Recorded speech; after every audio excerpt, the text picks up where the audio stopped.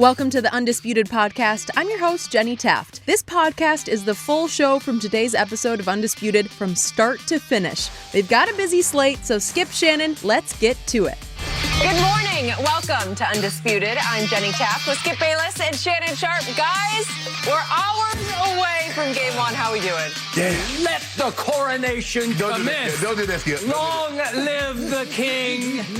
The king is about to win ring number 4. It's about damn time. Yeah, well, don't do that, Skip. That's what he said after he won his first one, right? Skip, you know, you and I have been doing this for like 4 years. I just pray, Skip, that you and I never turn into that fiasco that happened last night.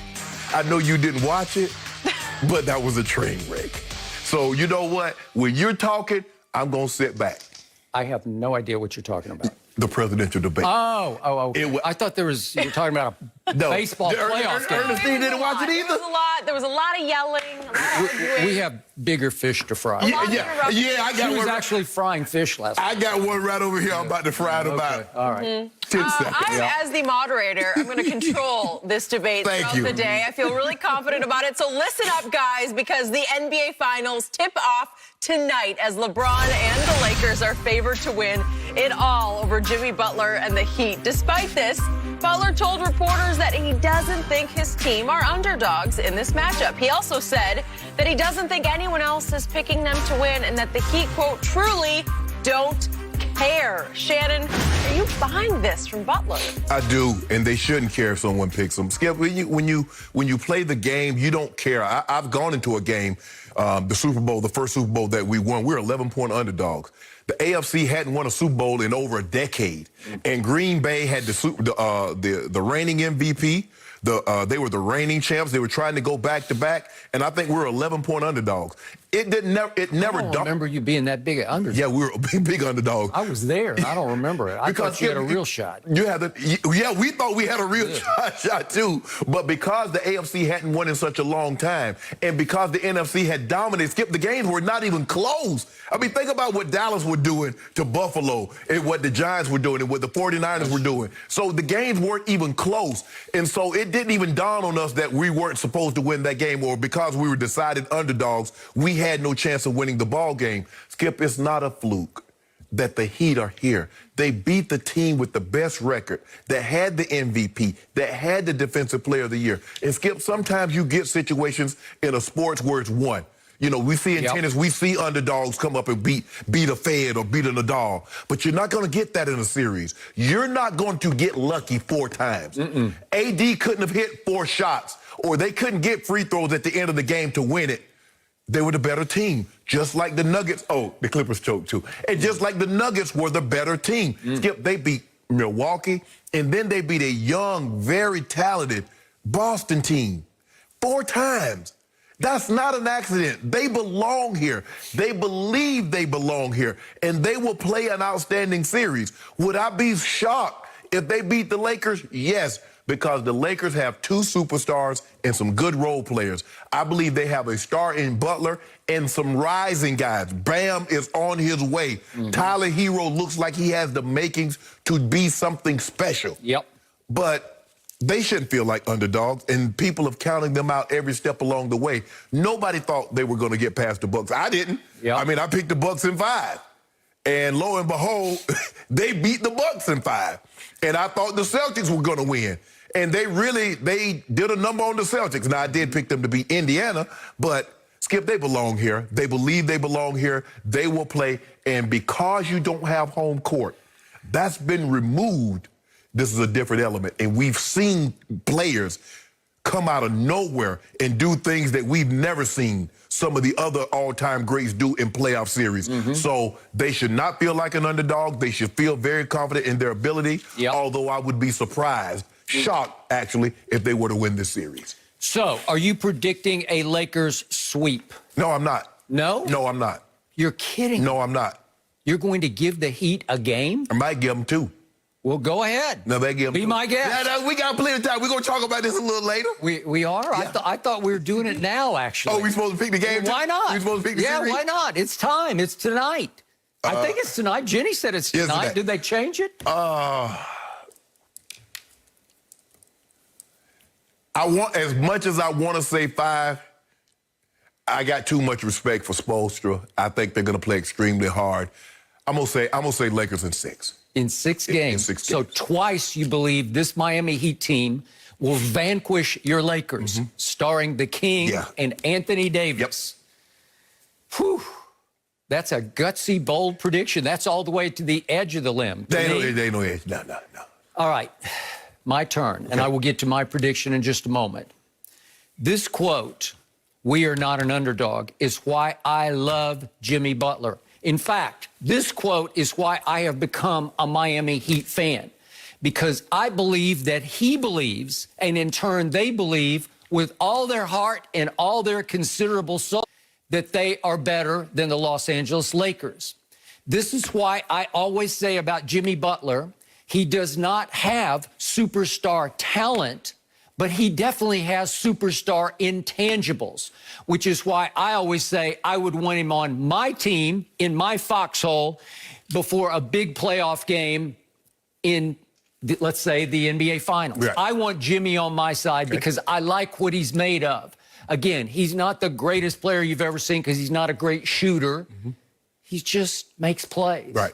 He just makes free throws when he needs to. Not all the time, but when he needs to, he gets to the line and he makes those free throws. So I love the attitude. I just don't love the matchup. And I'm going to remind everybody, the Miami Heat, before the season started, were 75-1 to win the NBA championship. Right. Those are the longest preseason odds of any NBA finalist in the last 30 years. And it would go back further, but they didn't keep the numbers. So just think about this. Right. The closest to this was the Jason Kidd Nets of 2002 that got to the finals and got swept by Shaq and Kobe. Okay, so think about it. They were 75-1, and they're here. Yep. And you're saying they're legit. Skip, I'm not so sure they would have been there had it not been for the bubble scenario. The bubble took a lot of situations, and it made it easy because there was no crowd, and it minimized the expectations of your role players, because that's what we've seen. We've seen guys step up and do things we don't normally see role players do. Okay, so my heart is with the Heat. I have known Pat Riley since the early 80s when he first became the Laker coach, and I like the man, and I believe in the man. He's an icon to me. He is. An NBA icon. He's crossed 6 generations, or 6 decades, I should say, of finals. Played with the Lakers. He played with the Lakers. He was once drafted by my Dallas Cowboys out of the University of Kentucky. He played in a national finals for the Kentucky Wildcats.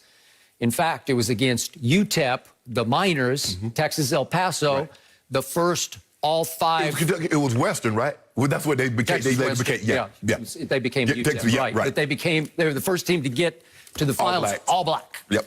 It was historic, and Pat Riley actually played in that game. He did. That's how legendary his career span is. So I will root for him. My heart says Heat. My head is screaming at me to the point I have a headache. Lakers, Lakers, Lakers. I am close to picking this a sweep, but I will give the Heat one game just because, to your point, they play so hard, they play so smart, they play so fearlessly, and they play so together. As Jimmy Butler says, we're not about stats, we're not about fame.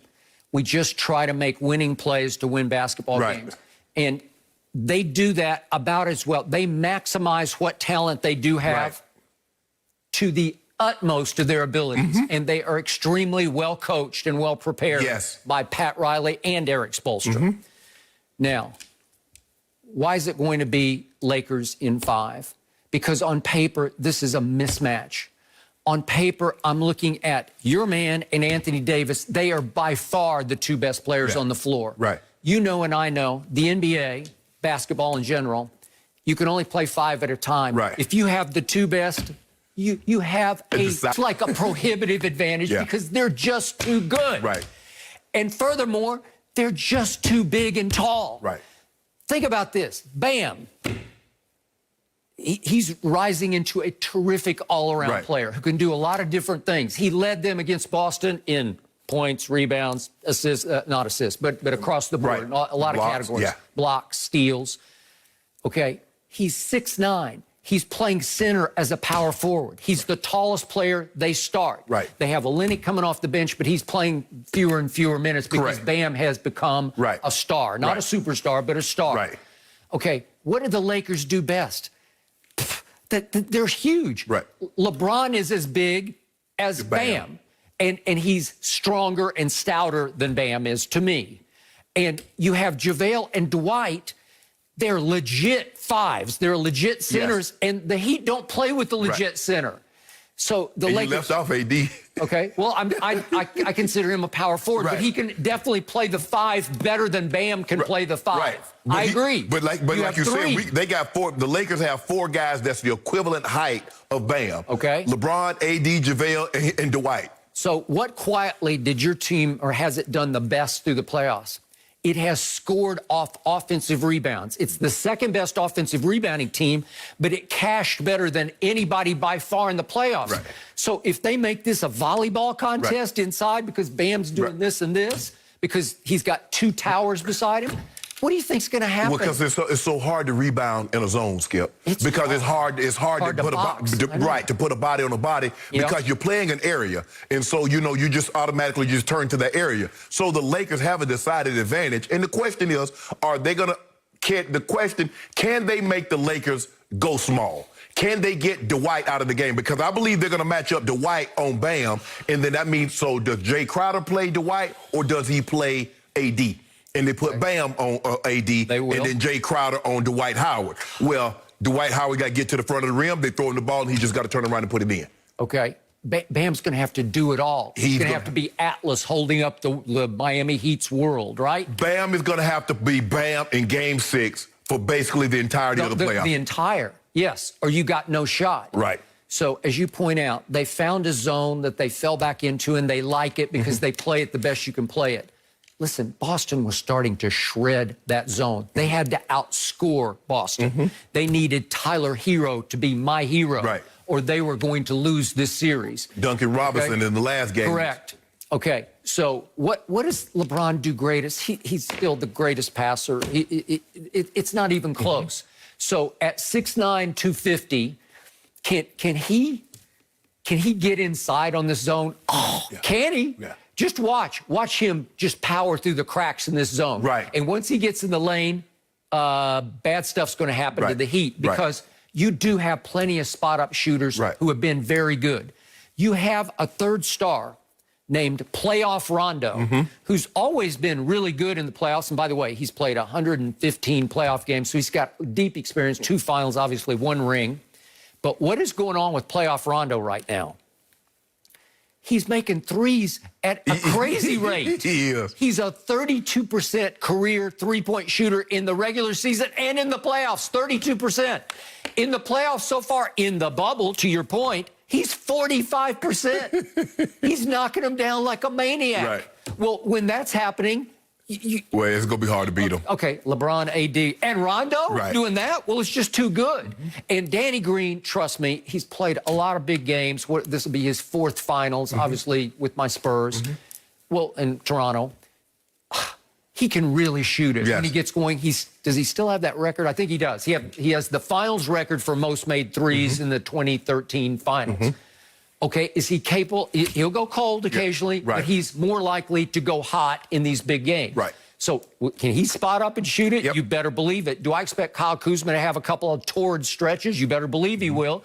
So if LeBron is just creasing that zone and all of a sudden he's getting in and getting Bam in foul trouble, Bam's going to get attacked from all sides. Right. Because he's only... Well, Bam can't get in foul trouble. If Bam's in foul trouble, they have no chance because they don't have enough size. Okay, and if the Lakers start raining three-point shots because LeBron is getting them wide open looks, this isn't going to last very long. Right. And then, I know LeBron tried to downplay it yesterday, but trust me on this. He would like to get even. Pat Riley has been hard on him in public. There's the quote about smiling faces with hidden agendas. Right. He has made it very clear to Brian Windhorst at ESPN and others that he believed LeBron went traitor on him in 2014 and sold him out and left him high and dry with only Wade, who was about done at that point, and Chris Bosh. Right. And Bosh, he went home. And Bosh, they didn't know Bosh ended up having those blood clots, and his career was over. There you go. And so that was the end of that dynasty as we knew it. The problem that I have, Skip, is that Pat Riley did the exact same to the Knicks, and nobody says anything about it. That's fine. But right here, right now, he has made it clear, and message has been sent to LeBron, I blame you for what happened to us. So do you like LeBron with a little chip on his shoulder? I love LeBron with a chip on his shoulder, but I think the thing is, Skip, is that Pat wanted to do things his way, and rightfully so. He's the general manager. He's responsible for it. But there are situations that LeBron asked for certain players, and Pat Riley's like, I'm going to do it my way. So LeBron says, let me go somewhere where I will have more influence in the organization, and if I need certain things, they will try at least to accommodate me and not blow me off. Well, his people has access. Rich Paul, Mav Carter, and Randy. Pat Riley wanted to run this thing. Hey. Okay, I'm actually saying you're right. Yeah. LeBron believes you're dead right. And LeBron is saying, he said that about me? Right. Okay, well, watch this. It was never enough. I mean, you go to 4 straight. LeBron took a pay cut. And Skip, you remember, LeBron says, I tell you what I'm not going to do. I'm never playing for a pay cut again. He did? He said, I'm never playing for a pay. He took less money to go there to help put this thing together. And granted, some people say it was a failure because they didn't go 4 for 4. They went 2 and 2.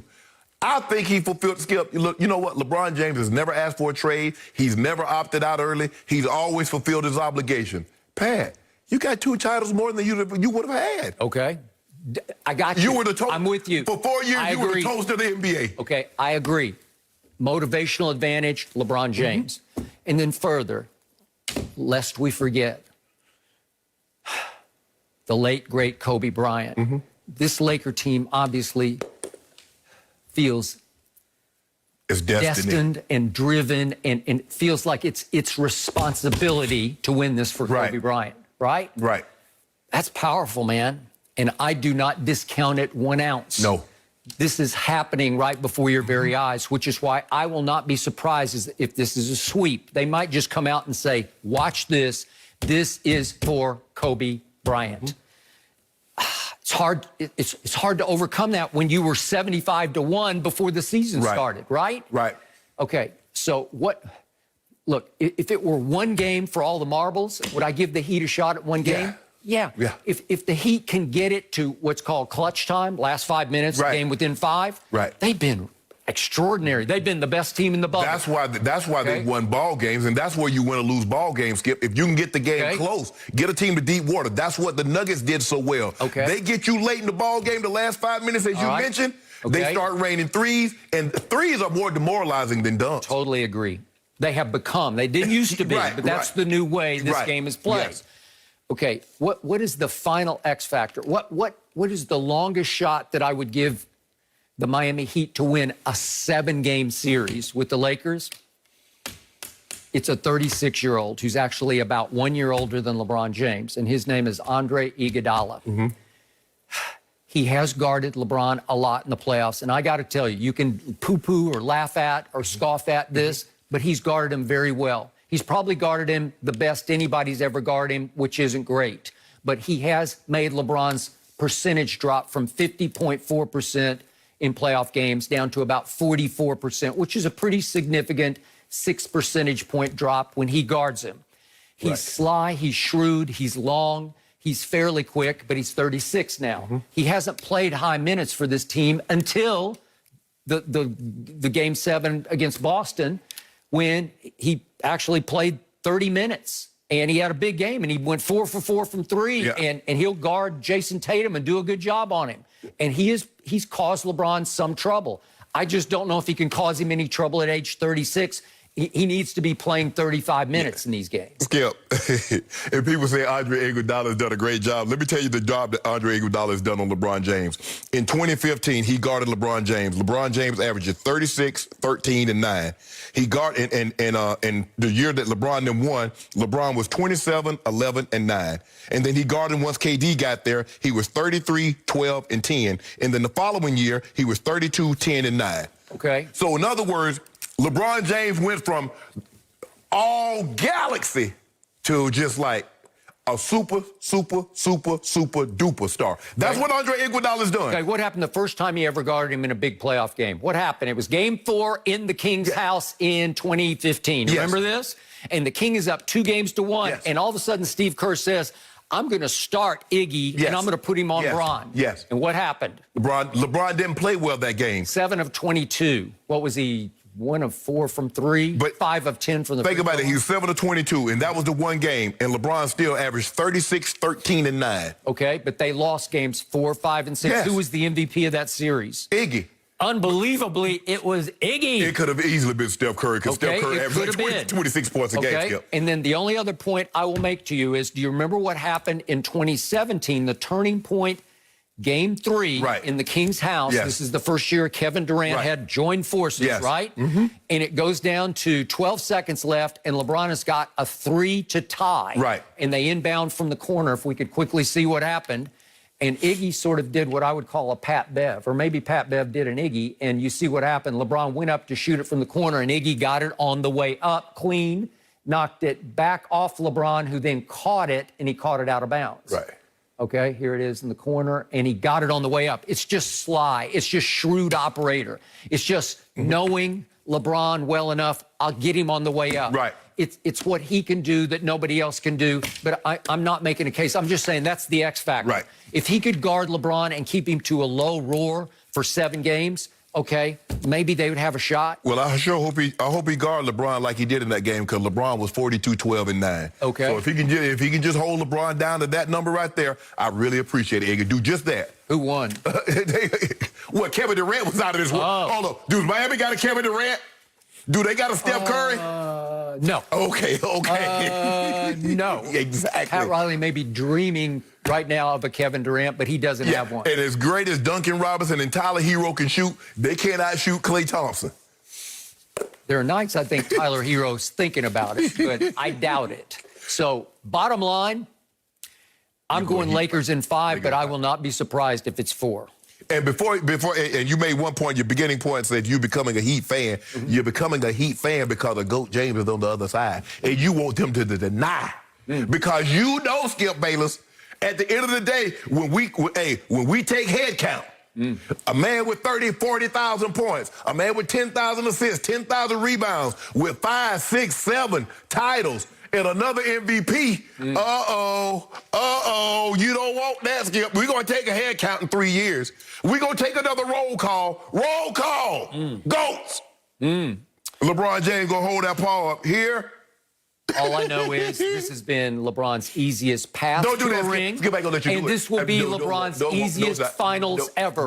By far the easiest. We're in the bubble. We're in the bubble. I hate to burst your bubble, We're in but the it's bubble. about to burst for the Heat. I just don't think it's that easy. It is different, but the bubble has had plenty of challenges. Okay, so Shannon in 6, Skip in 5. I'm going sweet because why not? It's LeBron James. No mercy. Dak, Zeke, and the 1 and 2 Cowboys are back in action at home this Sunday after their loss in Seattle. And according to Fox Bet, Dallas is a 5.5-point favorite against Baker Mayfield and the Browns. So, Shannon, how important is this game for the Cowboys to get back on track? It's not important at all, Skip. The Cowboys could lose this game and still win the division. In 2010, the Seattle Seahawks won the division at a 7-9 record. Skip, here's Philly's next 5 opponents. At San Francisco, at Pittsburgh, Baltimore at home, the Giants, Dallas. Washington has Baltimore on Sunday, the Rams, the Giants, Dallas, the Giants. And the Cowboys get Cleveland, Giants, Arizona, Washington, Philly. So theoretically, Skip, they could lose this game and still be tied for first place. That's how bad this division is. This division is awful. So all you care about, yes, Skip, yes, you want to get on the right track. Yes, you would like to be 500 at the quarter pole. But it's not a make or break. I can see if you're in one of these, you're in one of these, say you're in the NFC North with Green Bay, and you don't want to get Green Bay to get too far ahead of you. Oh, you're the AFC East. But you're in the NFC East. That division is terrible, Skip. You know that, I know that. Oh, I know it. I know it better than you know it. So for them, yeah, you want to win the game. Skip, you want to get the taste of losing because theoretically you know you should be over. but you found a way to win one ball game. And so for me, Skip, I don't think it's a must win. I know it's not a must win, not at the quarter pole when the division is so terrible. But the Cowboys defense, Skip, they're going to have to play better. They're 30th in scoring D, 28th in pass D, 23rd in rush D, and they only have 2 takeaways. Only 2 teams have fewer takeaways, the Jets and the Jags. Skip, that's a list you never want to be on. If you're on a list with the Jets and the Jags, Skip, you're not very good. Jerry Jones is not paid this kind of money, does not bring in this kind of coach, have this kind of turnover, pay the amount of money that he's paying to his players to be on a list with the Jets and the Jags. Well, that's where they are right now. So for me, Skip, it's not a make or break. But old shake and bake coming to town. And Myles Garrett going to get him a couple sacks. I can see 2.5 sacks, forced fumble, couple of tackles for losses. Odell and Jarvis break out of their slumps. Get big. Oh, they lick at their chop. Like you told me how Dak was licking his chop and CD was licking his chop going to Seattle. Odell and Jarvis and them and Hooper like, money, yeah. Yep. You are right about everything you just said. But you don't look at it the way I look at it. So now it's my turn. For me, this is from my point of view, this is make or break, do or die. This Sunday at Jerry World, 1 o'clock Eastern, noon Central Time, 10 a.m. here on the West Coast. Be there, because this is it for me. And I'll tell you why. I'm talking about, if this team is what I thought it was before the year started, a fringy Super Bowl contender, a possible could take off and become a legit threat to get through the NFC. You had them to the NFC Championship game, losing to Tampa. Okay, I did. So they would be a legit threat to get to this Super Bowl, which is, by the way, going to be played in Tampa. It has to be now. You have to start somewhere, and it has to be now. Everything you said about this division is so just frighteningly true, because I don't want to repeat last year. Last year, I just wanted my team to be put out of its misery, and the Eagles and the Giants and the Redskins could not put Dallas out of its misery last year. Dallas went 8-8, but hung right in the division race until almost the last drop, which was at Philadelphia, the game before the last game. Yep. And if they win it, they win the division, right? Yep. And 9-7 wound up winning the division. It's wrong. It's not what I had in mind. I don't want to have to root for a default division winner. I don't want to have to root for a counterfeit playoff team that I'll know in my heart of hearts it's got no shot. I don't want to see, let's say, New Orleans. Let's say New Orleans is the wild card team out of the South. Right. I don't want New Orleans to come to Dallas for a playoff game, first-round playoff game. Obviously, it'd be on wild card weekend. Right. Is that how it's going to work with the new team? I guess so. And because you only have one bye. Only the number 1 seed will get a bye. So, all right, so let's just say, for sake of argument, New Orleans comes to Dallas for a playoff game. Dallas gets a home playoff game, going 8-8, winning the division, surviving the division. Right. Then watch what'll happen. New Orleans will go up 30-3, and then Dak will get hot, and he'll bring them all the way back, and they'll lose 38-35 to Drew Brees. Right. I don't want to watch it. I can't. My heart can't take it anymore. my soul can't take it anymore. I'm sick and tired of this 8-8-ishness. It's hard to watch. It's hard to watch the all-time dramatic comeback in Seattle fail. Right. And it's hard to watch them, by miracle, pull out a win against Atlanta they did not deserve. Right. They didn't play well enough to beat Atlanta. It's hard to watch them come back on the Rams and then get burned and robbed by a bogus push-off offensive pass interference. They lost. They came to your restaurant after the game. They took the L. And I can't defend it because it happened. Right. It's on the one-loss record right now. They are 1-2. And to your point, the Giants are 12.5-point underdogs. 12.5-point underdogs. Where are they? At the Rams. Rams. At the Rams. Okay, 12.5. Think about this. They're 12.5. The Rams aren't that good, are they? Washington at home is a 13-point dog to Baltimore. Yeah. And the Eagles are a 7-point underdog at San Francisco, which is without its starting quarterback. Right. Really? Yeah. Your team, the Eagles, should be without its starting quarterback because Jalen Hurts should be starting, but that's a whole nother issue. But my point is, what do you think is going to happen after Sunday? All three of those teams are going to lose. Want to bet on it? Yeah. If you ever want to bet a trifecta, bet against those three. I'm not talking about the points, but just all three they will lose their games. And so watch what will happen. The Giants will end up by Monday 0-4. Washington will be 1-3. The Eagles will be 0-3-1. And Dallas will be what? Well, they better be 2-2. my point to you is I'm talking about the psyche of a football team.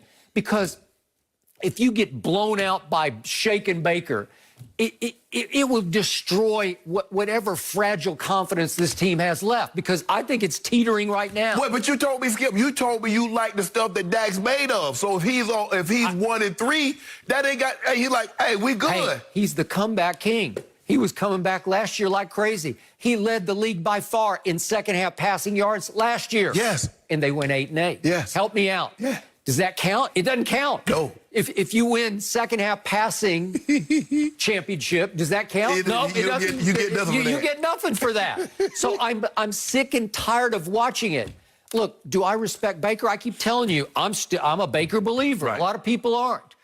Can Odell, is he capable of having a big day against Dallas? Well, he's had them before. Well, he's just saw what everybody else is doing against the secondary in Dallas. You got it. And I don't disagree with anything you said. You can throw out all those numbers.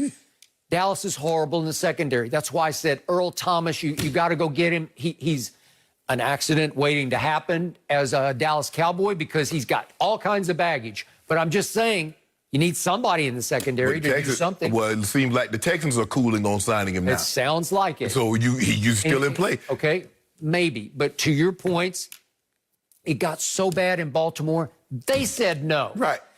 And obviously, it took Seattle a couple of years to finally say, you know what?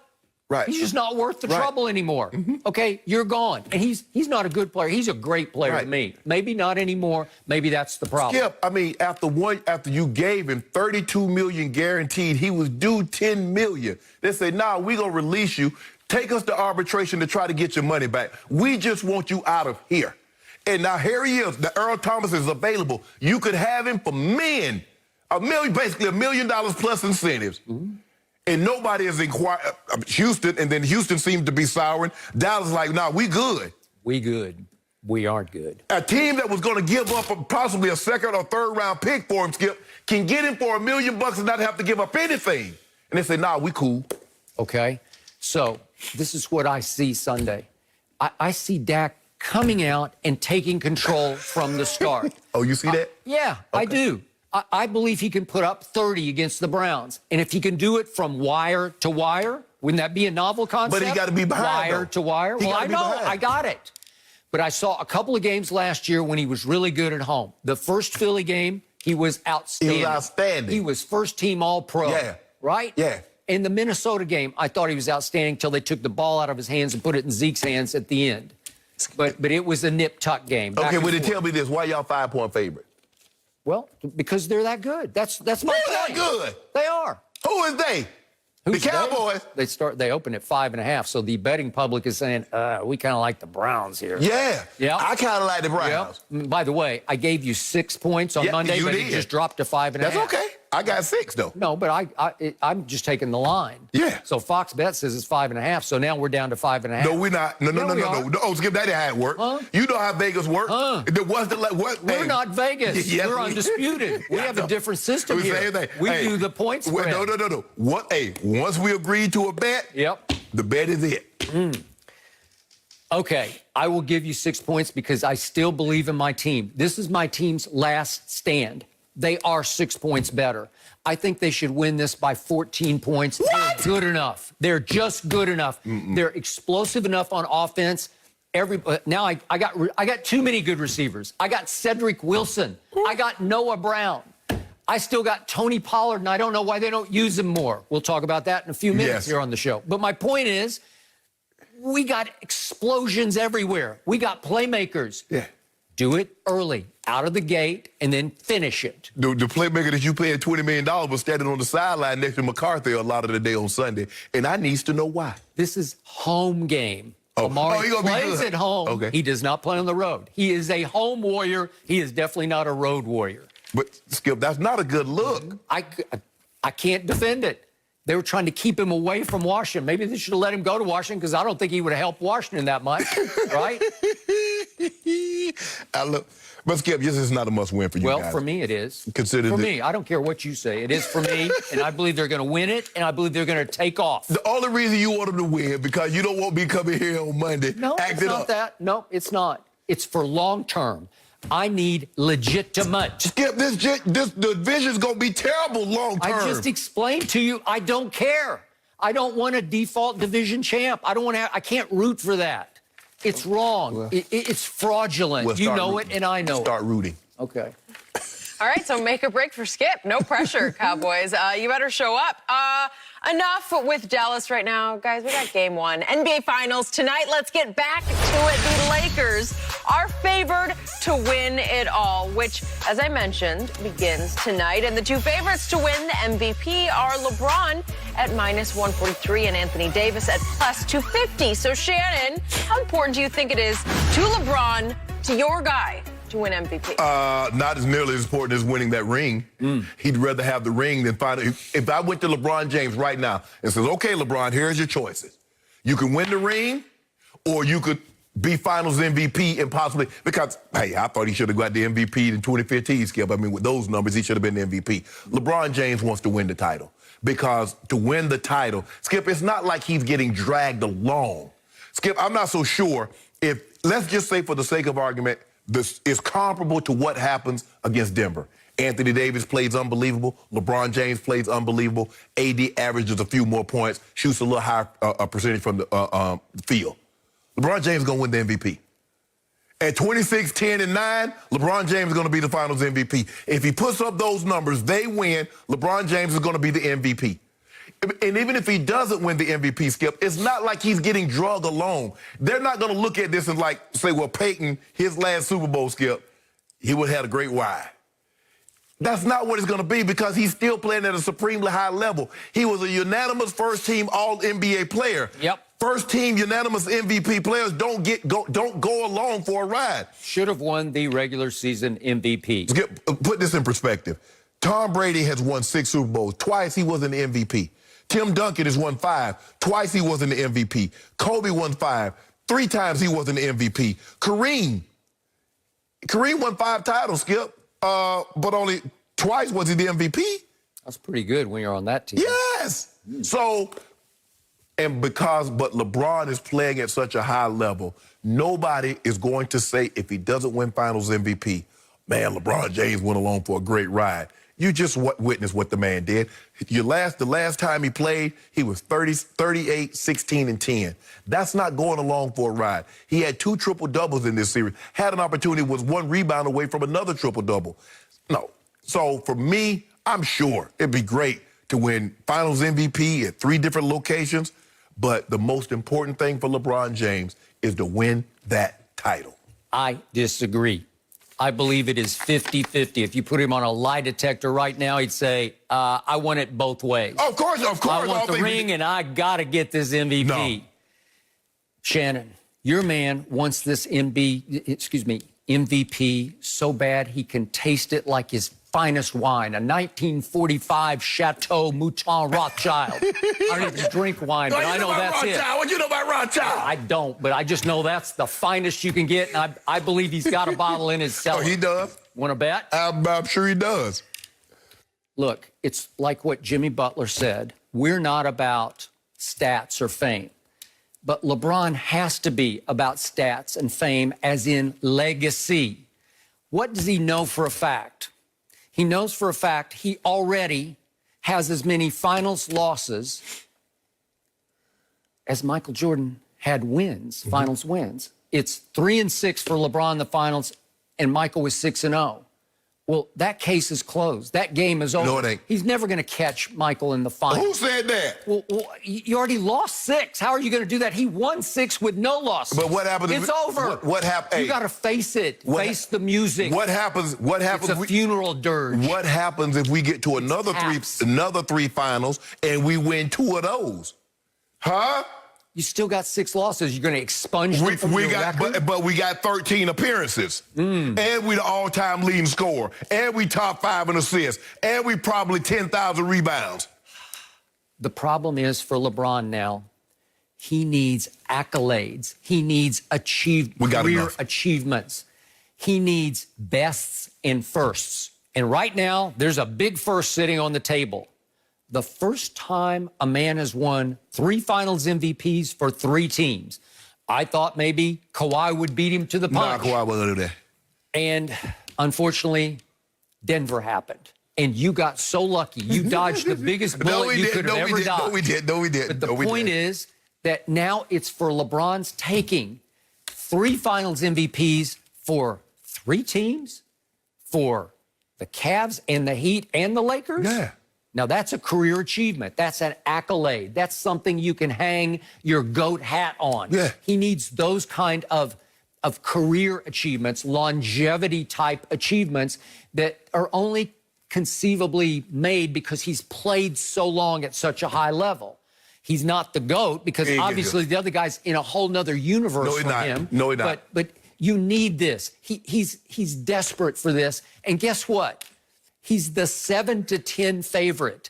He is a prohibitive MVP favorite. You know what those odds are? It's like Secretariat at the Belmont. Do you remember this? I do. This is LeBron. He is Secretariat at the Belmont.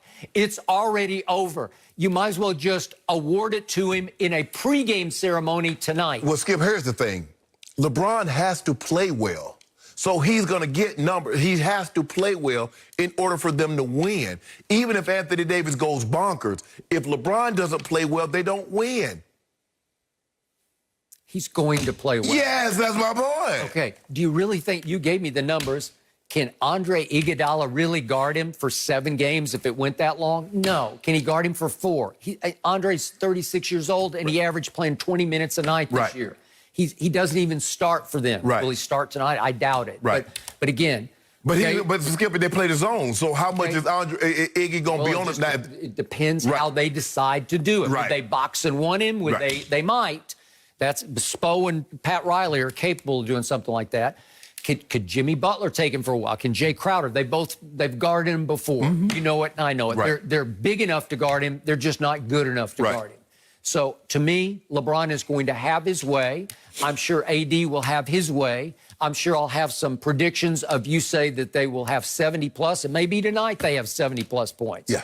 Okay? But the narrative is LeBron in his great bounce-back season. Well, he has the best narrative, Skip. Plus, he got robbed of the regular season MVP. We got to make it up and give him this one. Yes, Skip. He has the best narrative of a guy that's in year 17 in his 10th final, playing as well as he's playing. And he's probably, his numbers are going to be what they're going to be. He's going to probably be somewhere around 25, 26, 10, and 8, 26, 10, and 9. It might be rebounds. It might be assists. We don't know because in one series, it was rebounds. In another series, he averaged double-digit assists. Where in the regular season, he was 25, 10, and 8. It was assists, rebounds. The last 2 series, it was rebounds to assists. So we don't know exactly what it's going to be, but we know he's going to probably be double digits in points and rebounds, points and assists. Who knows? He might average a triple-double. But as you said, Skip, this is sports are about stories. It's about narratives. And who has a better narrative? A guy in his 10th NBA Finals for his 3rd team going for an unprecedented opportunity to win 3 Finals MVPs in 3 different locations. Who openly complained about he thought he deserved more respect during the regular season, right? Yes. He was very, well, what did he say?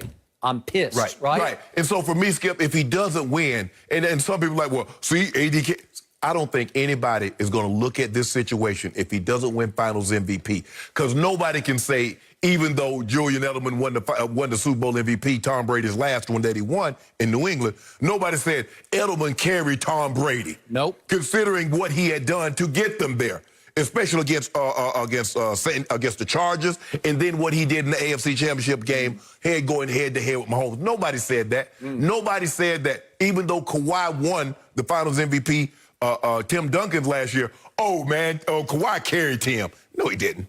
I told you I could have made a case for Duncan or Ginobili or Parker. Correct. It was very close. Yes. So I will bet you 10 cases of Diet Mountain Dew that LeBron wins this MVP of this Finals. Want to bet? No, why would I bet against my guy? I was just going to give you the opportunity. No, I'm not betting against my guy. I'm hoping he wins. Okay.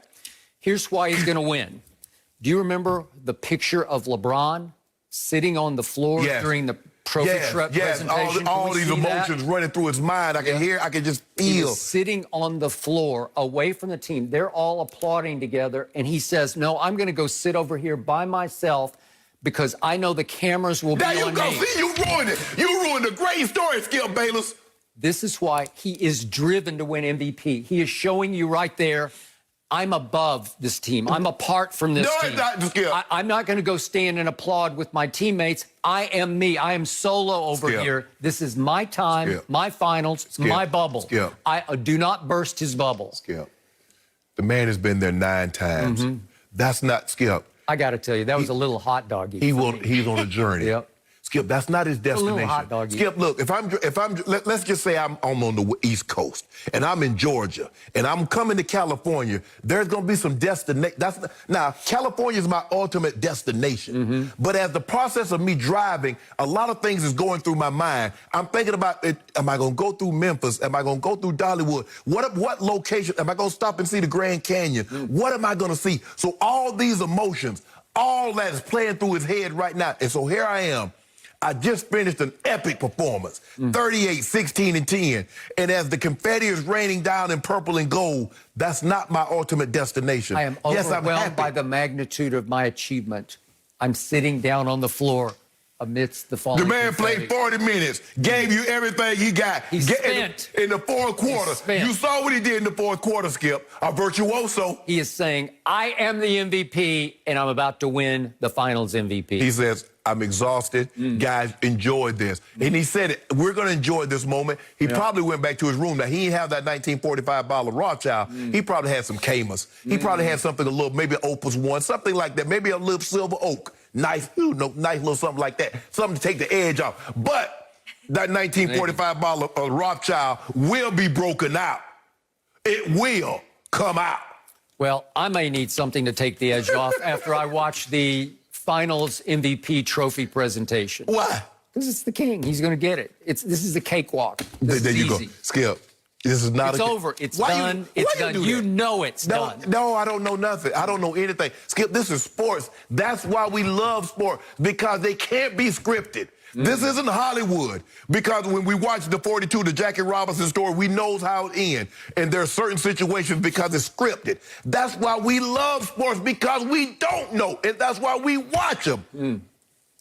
I think Jenny just scripted it for you, because I think it's going to be a sweep. Exactly. I mean, I'm the one who's feeling most confident from this group. I'm surprised by that. Shannon, you know your wine. Geez, you were listing off some good stuff. Yeah, I got a couple of bottles of those. All right. Okay. Well, you can share with friends. Magnums, too. I got them back. I don't know if I love stuff. I got them bags. You got some 2019s, right? I set you up for that one a little. No, 1996 Opus. In your Bel Air estate. No mercy.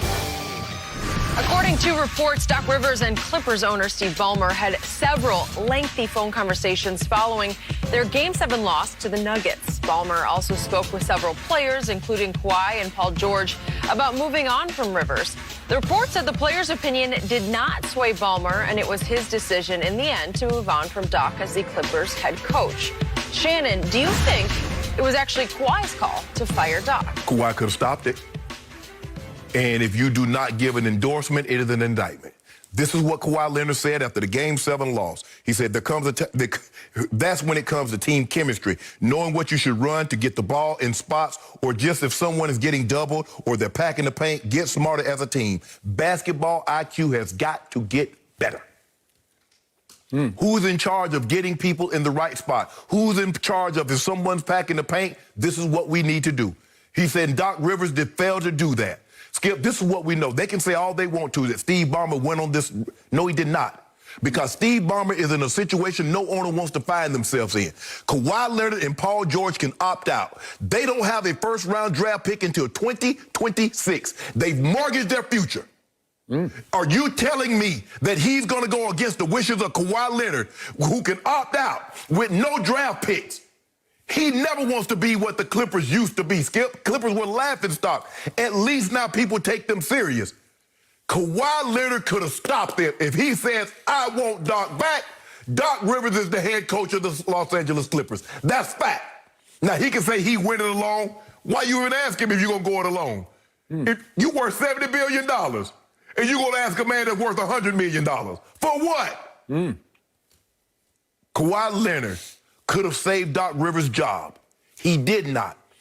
Even if he doesn't, Skip, in a situation like this, if someone comes to you and you don't give them an endorsement, it's an indictment. And they will, and the person that's asking you the question will take it as such. Someone asks you, hey, Skip, what you think about that? Well, he pretty good. Oh, Skip Saber. No, that's not what you want to hear. Man, I like him. He's a hard-working guy. He's honest. I love the passion that which he does such and such. Okay, that's an endorsement. But if they come to you and you don't give them endorsement, that's an indictment. Kawhi Leonard indicted Doc Rivers, and that's why Doc Rivers does not have that job. He blamed Doc Rivers. But I want to know, Nick Nurse didn't get an ounce of credit when Kawhi Leonard was on the Toronto Raptors and they won that title. He got no credit. It was all Kawhi Leonard. Now Kawhi Leonard goes and they gag. He gagged in 4 losses. In the second half, he shot 24%. In a game 7 with the money, the cyborg, he feels nothing. He has no emotion. He doesn't know what pain is. 1 for 11 in the second half, 0 points in the fourth quarter. 2 points in the second half. Skip, wear a keychain. You know what? I got something for you, though. I got a little special treat.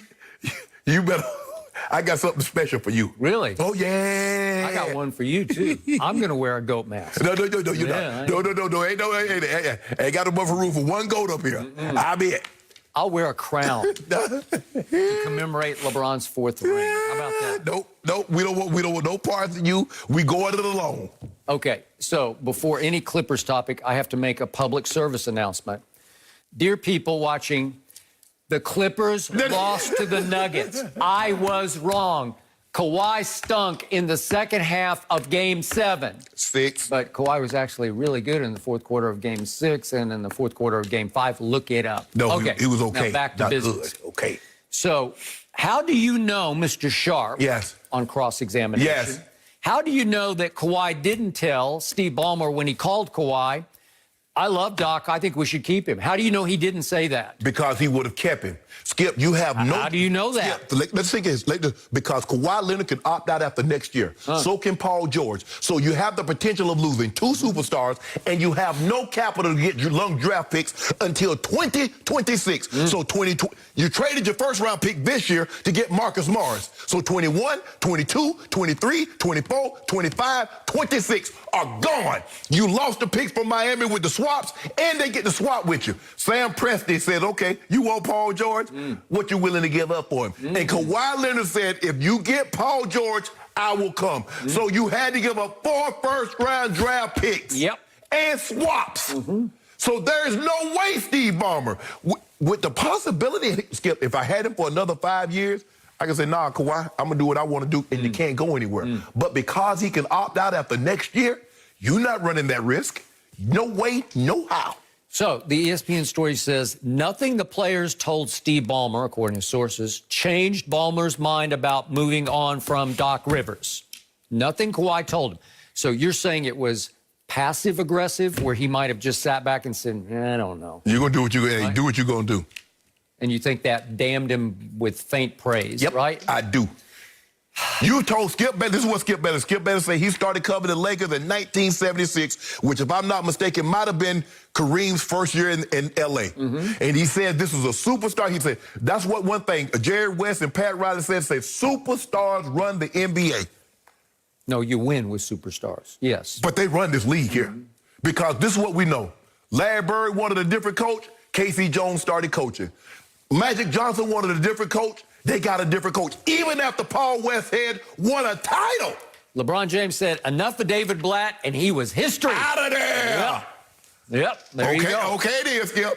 And what did LeBron James do in his first year in Miami? He went upstairs to Riles, as he called him. Yes. And he said, when are you going to coach this team? Meaning, get this kid out of here. Right. I'm done with this Spo kid. Right. He's not ready for this. He's in over his head. Right. That's what was reported. Yes. So Riles said, I think I'm going to stick with it. Right. Right? Right. Was that the beginning of the end of the relationship between LeBron James and Pat Riley? Maybe, but the difference was he had LeBron under contract for 3 more years. Okay. LeBron couldn't go anywhere. He got to opt out after next season. Steve Ballmer is one of those guys, one of those internet millionaires, billionaires, I should say. He first was a millionaire, but who did it his way. And he wants results, and he wants them now. And when you don't give him results, when he expected championship, or at least finals, and you fail miserably, where you are in charge all the way through the series, except at the end. Right. Heads are going to roll. That's just the way he operates. That's how he got to be worth $70 billion. He just paid, I forget what the price tag was, but he bought the Forum. $400 million. $400 million, and he's going to invest $1 billion in a new arena there to rival SoFi Stadium, I'm sure. Yes. That will be the new home of the Los Angeles Clippers, so they can get out of the basement at Staples Center and go out toward LAX, the airport, and live out where it all started for Showtime Lakers at the fabulous Forum. Skip, he can build a $10 billion The Clippers are never going to replace the Lakers. The Lakers got too big of a head start. That's like an upstart company trying to replace what we... No, you can't do that, Skip. I want to know the company that's going to outdo Apple. So who's coming up with something that's going to be bigger than Apple? Because Apple got too big of a head start. Google got too big of a head start. You might come up and you might have a nice situation where you have a market cap value of $100 billion. But they got too big of a head start. The Lakers got 50-plus years in front of you, Skip, and you've been terrible for 50 of those years that you've been here with the Lakers. Living in the basement. Never. Living in the basement. Yep. That's what you're supposed to be. So, Steve Ballmer, listen to Doc Rivers. Legitimate excuses to me, or reasons why we failed. Number one, no dominant leader emerged other than me. I was always the strongest voice in the room because we know this. Kawhi's no big vocal leader. No, he's not. He's no vocal leader, Skip. He's not. He leads with his play. Popovich said it. Say, look, Kawhi's a phenomenal talent. Yep. He's a great player. He's not a leader. That's Manu. That's Patty Mills. If you go that was Tim Duncan. What I'm saying, once Timmy left. Yeah, once Timmy left. You go to Toronto. That's Kyle Lowry. Kyle Lowry was the leader of that team. Okay. Van Fleet, that's not Kawhi. Okay. And so when chaos is erupting, Skip, you need somebody. They can't just be with their play. You got to have a calming, a soothing voice of somebody that's in the locker room. So then Doc told Ballmer, we took off right before the pandemic hit. I know the Lakers won one of those games, but the Clippers were starting to click at a high level where the chemistry was starting to percolate. They were starting to get to feel for each other, starting to vibe off each other in ways they hadn't all year. And Doc said, rug gets jerked right out from underneath us because we have to take 5 months off when we needed reps. I told you, LeBron needed rest, they needed reps. So again, that's a legitimate excuse, and this might be the most legitimate at all. When they got to bubble time, half the team didn't want to go to the bubble, and when they got to the bubble, half the team didn't want to stay in the bubble, right? Are these legit excuses? Yes, yes, yes. But Ballmer wants results, and all he knows is, well, wait a second, we're up 3 games to 1. In every game, we were 8.5-point favorites. The Lakers were only 6-point favorites over Denver each of those nights. We were 8.5. So the odds makers are saying, you're even better than over Denver than the Lakers were.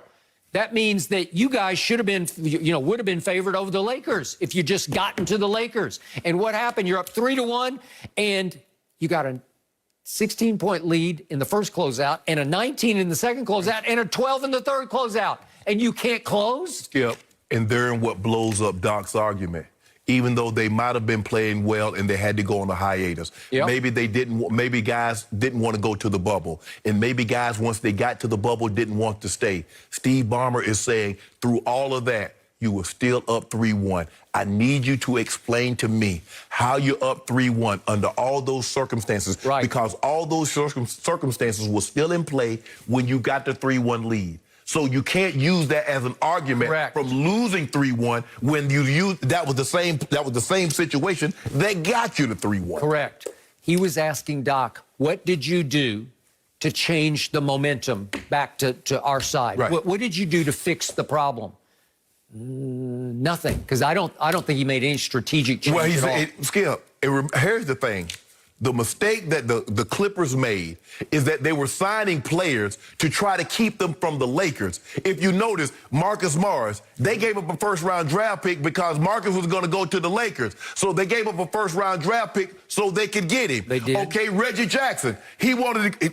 Well, we're going to get Reggie Jackson, and we'll promise you more playing time than what you would get with the Lakers. They signed Joakim Noah. Skip, Joakim Noah hadn't been good since his daddy won the French Open. I think he could have helped them. He could have helped them. I Skip, do think Skip, that. I like Zubac, but Zubac is not a defensive guy. He can't do, Skip. It took Dwight Howard, who was 3-time Defensive Player of the Year, to turn back the hands of time, who looked like the Dwight Howard of old as opposed to an old Dwight Howard. Okay. Zubac can't do anything with that. Okay. So it was championship or bust. Yes, absolutely, absolutely. And I don't care what you say, what Kawhi said or didn't say. In the end, if you do that, if you failed that miserably, that was an epic fail, you're going to be gone, which is why the next day I said, I don't think Doc's going to last. I believe, Skip, had they gotten to the Western Conference Finals, they lose to the Lakers in 6 or 7.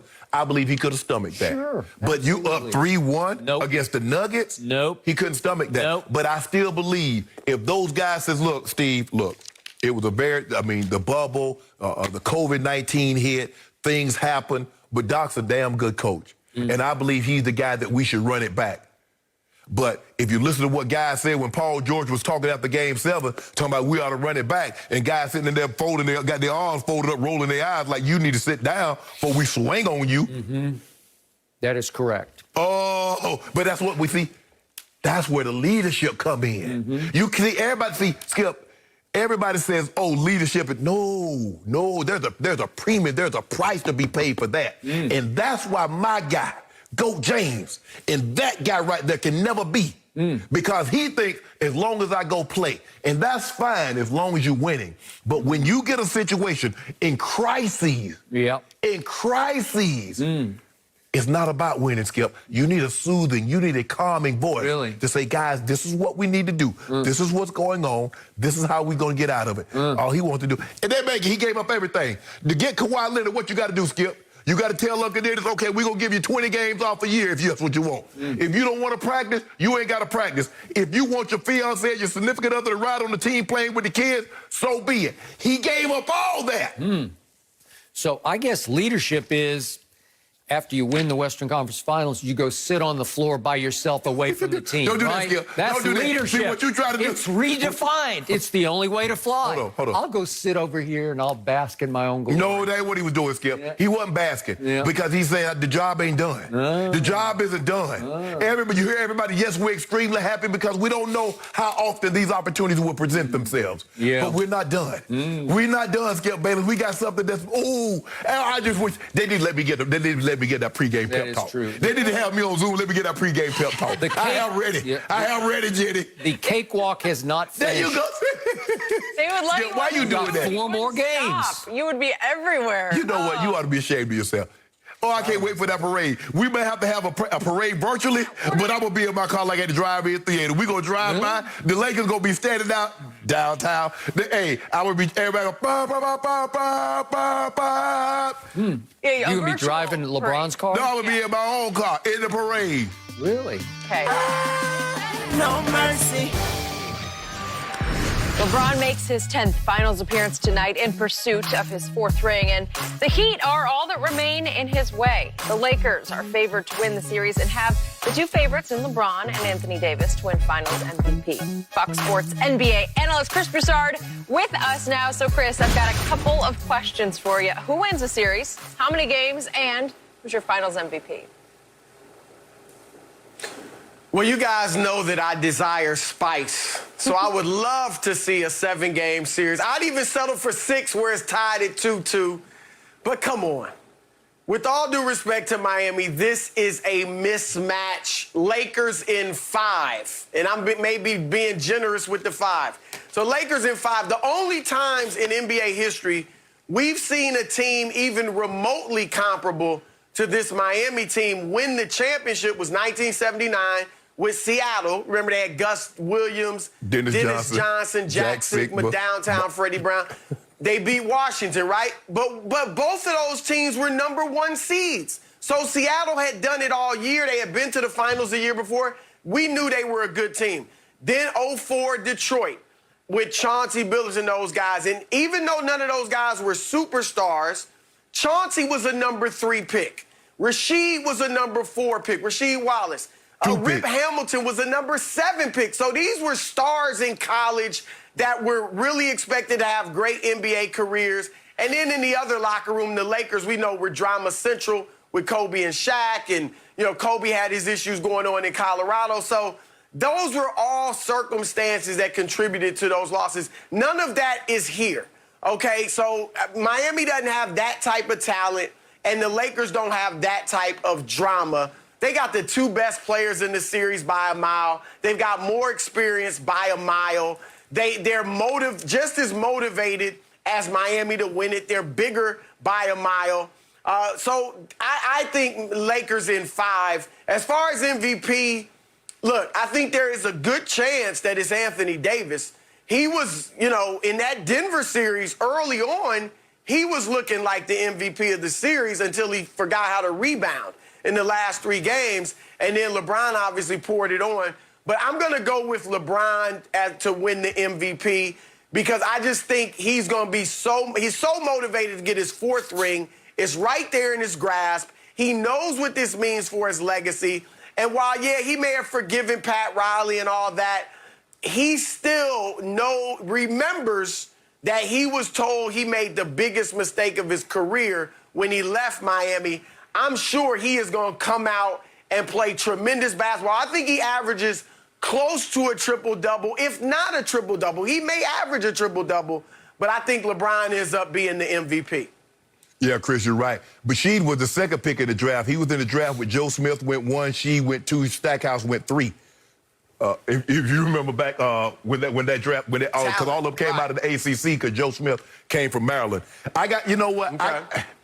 I want to say 5, Chris, but I've been saying 6, and it's been bringing us good luck, so I'm going to ride with 6. I said they're going to beat Portland in 6, Houston in 6. They keep winning in 5, though. I know, but so I got to keep going with 6. So I don't want to upset the apple cart. And I agree with you. Look, the Heat are a very good team. They're very well coached. They're mentally tough. They're great in crunch time. And a lot of times these games come down to who can execute in crunch situations, 5 minutes, game within 5 points. And the Heat do a very good job of that.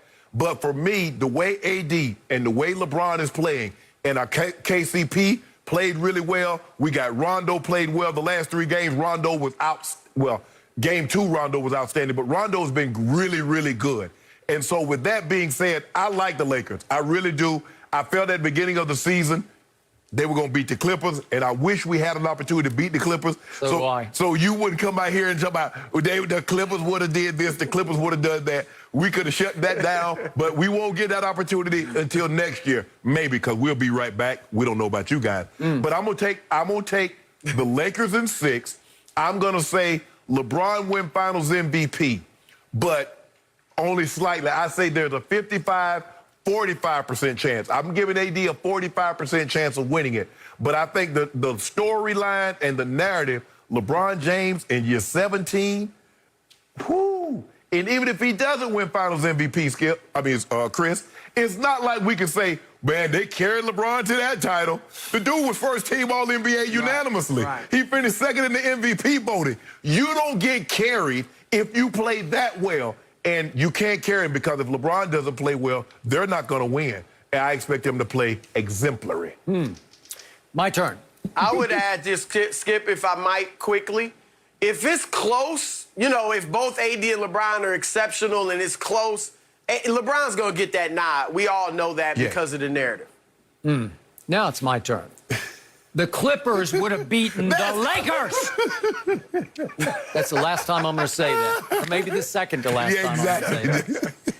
Chris Broussard, my man Shannon Sharpe across the table, is giving the Heat 2 games in a desperate attempt to legitimize LeBron James' finals competition because you cannot legitimize the Miami Heat. I love watching the Heat play. I think their intangibles are stronger than the Lakers' intangibles. That's why I love them, because they share the ball and they make clutch shots and they love each other. And it's fun to watch because they play so hard every play. They're just not good enough when the two best players by far on the court belong to the Lakers. I'm sorry, the tallest Heat starter is 6'9" Bam. He's going to have to deal with Dwight and JaVale, and not to mention Anthony Davis. And his head's going to be spinning because it's too much firepower. It's too much length. It's too much height. He's going to get in foul trouble. I'm sorry, this isn't, as Chris said, mismatch. This is an epic mismatch. And again, the Heat are relegated because they're so small to trying to play a zone. The ultimate zone buster to me is the point guard for the Lakers named LeBron James. Yeah. He will create cracks in that zone. He will power through cracks in that zone. He will get in the lane repeatedly. He'll get Bam in foul trouble. He'll get to the free throw line, and he will get wide open threes for Danny Green and Kuzma and playoff Rondo, who, by the way, might be the third best player on the floor because I don't know what got into him. He's a 32% career three-point shooter, and in the bubble where there's no fans, there's no depth perception, really. You're just kind of shooting into the vast open darkness behind the rim. I don't know. He loves it. He's making 45% of his threes. It's just too much. It's too good. And finally, the motivation is all on the Lakers side because Chris brought it up, but LeBron still has a quiet little bitter chip on his shoulder. He's not going to acknowledge it publicly, but Pat Riley went after him publicly. Pat Riley's infamous quote is, "Smiling faces with hidden agendas." He accused LeBron of going traitor on him, of leaving him high and dry and going home to Cleveland. And I'm sure LeBron will be quietly driven by that. And finally, the Lakers are not quietly but openly driven by, this one's for Kobe. Yep. And it should be for Kobe. We get it. This is destiny. It's like motivation is all Lakers, and LeBron is going to be the MVP. He needs this MVP to say, I'm the first one to do it for three different teams. And I just think it's a done deal. If we don't get it this year, we'll come back and get another one next year. They should award the MVP tonight pregame. Yes, I'm serious. He's going to be the MVP because Chris is right. The narrative is overpoweringly for LeBron. Yeah. He should have won the regular season MVP. Makeup call, this one. Go ahead, Chris. Well, and the difference, too, remember with Miami, they were able, obviously, to shut Giannis down and wall off the paint. Giannis isn't as good of a driver as LeBron. No. You know, he's a straight-line driver. No. He doesn't get to the hole. Like, they're not going to be able to stop LeBron, I don't see, from getting to the rim, and they don't have the length. You mentioned this, Skip. Bam Adebayo's a great rim protector for a 6'9" guy, but he's 6'9". They don't have a bunch of 7-footers that are going to challenge LeBron at the rim.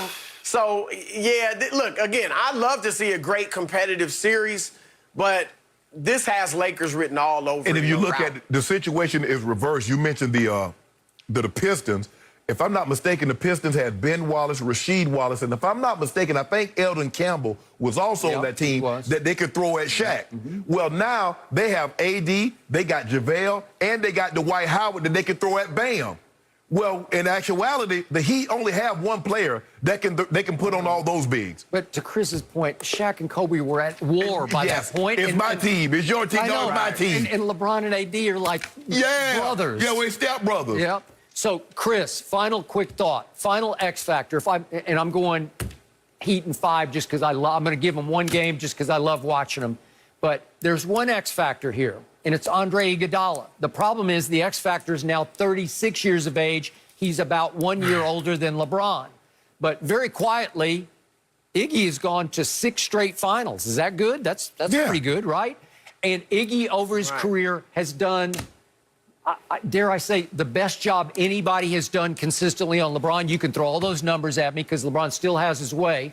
But Iggy has held him to 44% shooting in the playoffs versus his usual 51%. Yeah. Okay? So, but the problem is Iggy doesn't even start for them.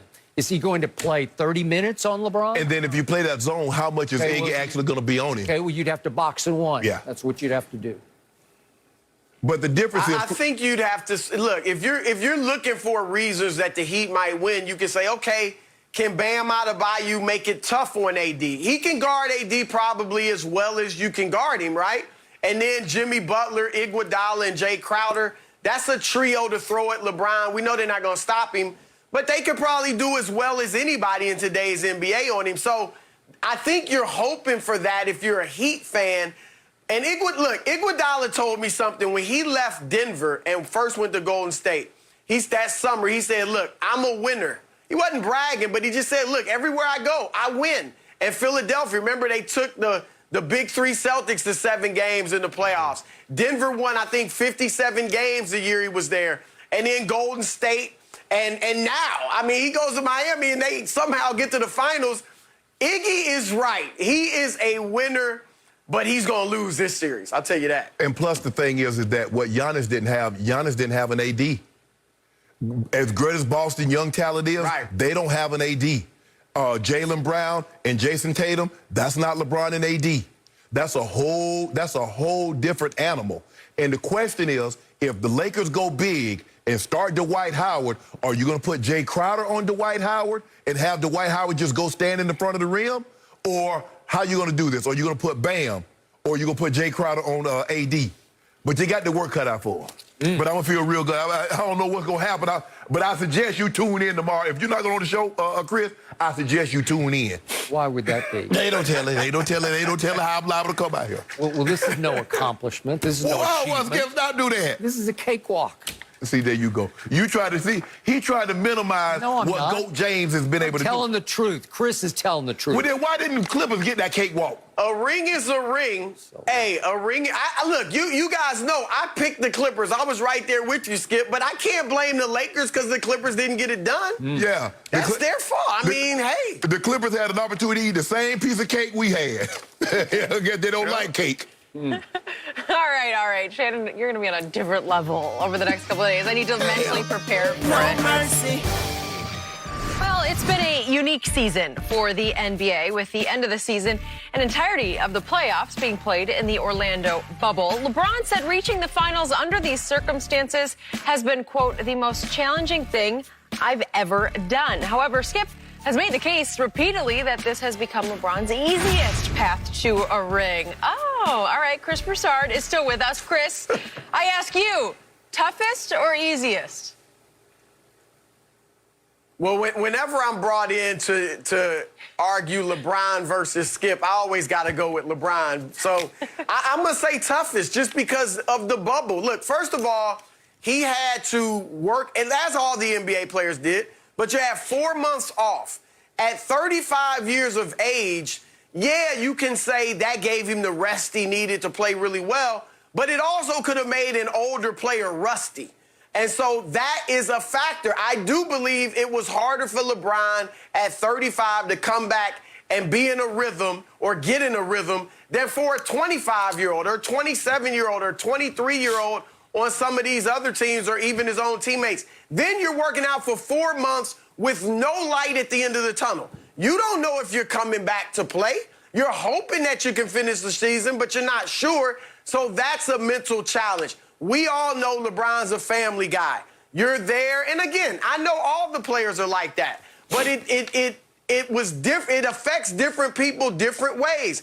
And I think LeBron wanting to be with his family, having to be away from them for 2 months, I think that's part of what he's talking about, how it was so tough. And he's been saying that from day one.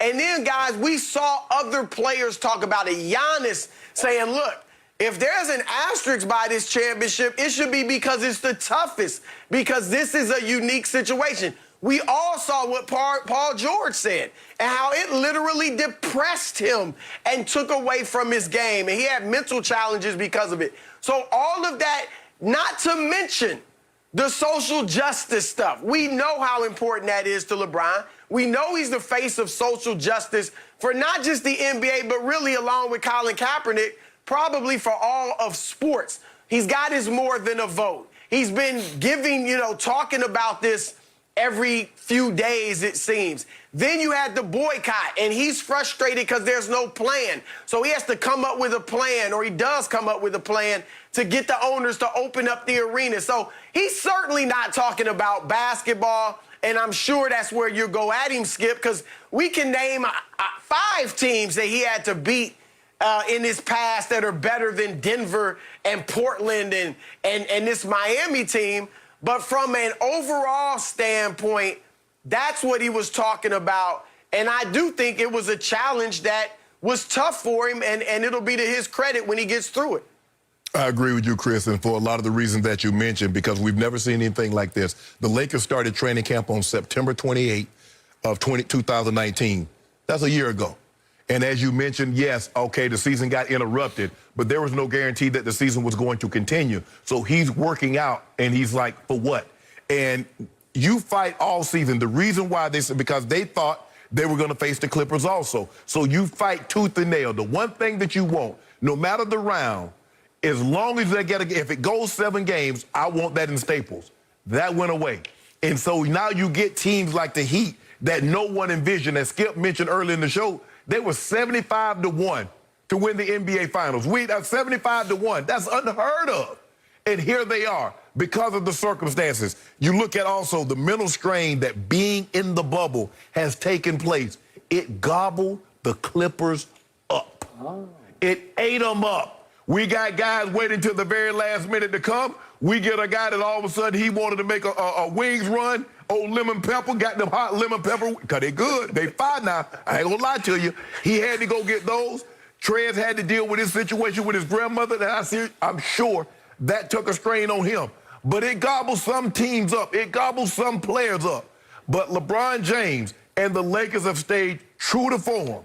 I believe they've been one of the two, I think them and the Heat have been one of the closest teams here, and you've seen that on the floor. So, Skip, him being the face of the league, dealing with all this, what happened in Kenosha, what's going on with the Breonna Taylor situation, and having to deal with that, and having to deal with that in a confined area and not being able to go. Think about what people say, how they've opened up, like, I'm just going. I'm leaving whenever I want to. I'm going to do what I want to do. I don't care what city and state officials say. I'm leaving. He didn't have that luxury. He said, you know what? I've been here for 3 months. I'm going to stay here for as long as it takes to accomplish the mission.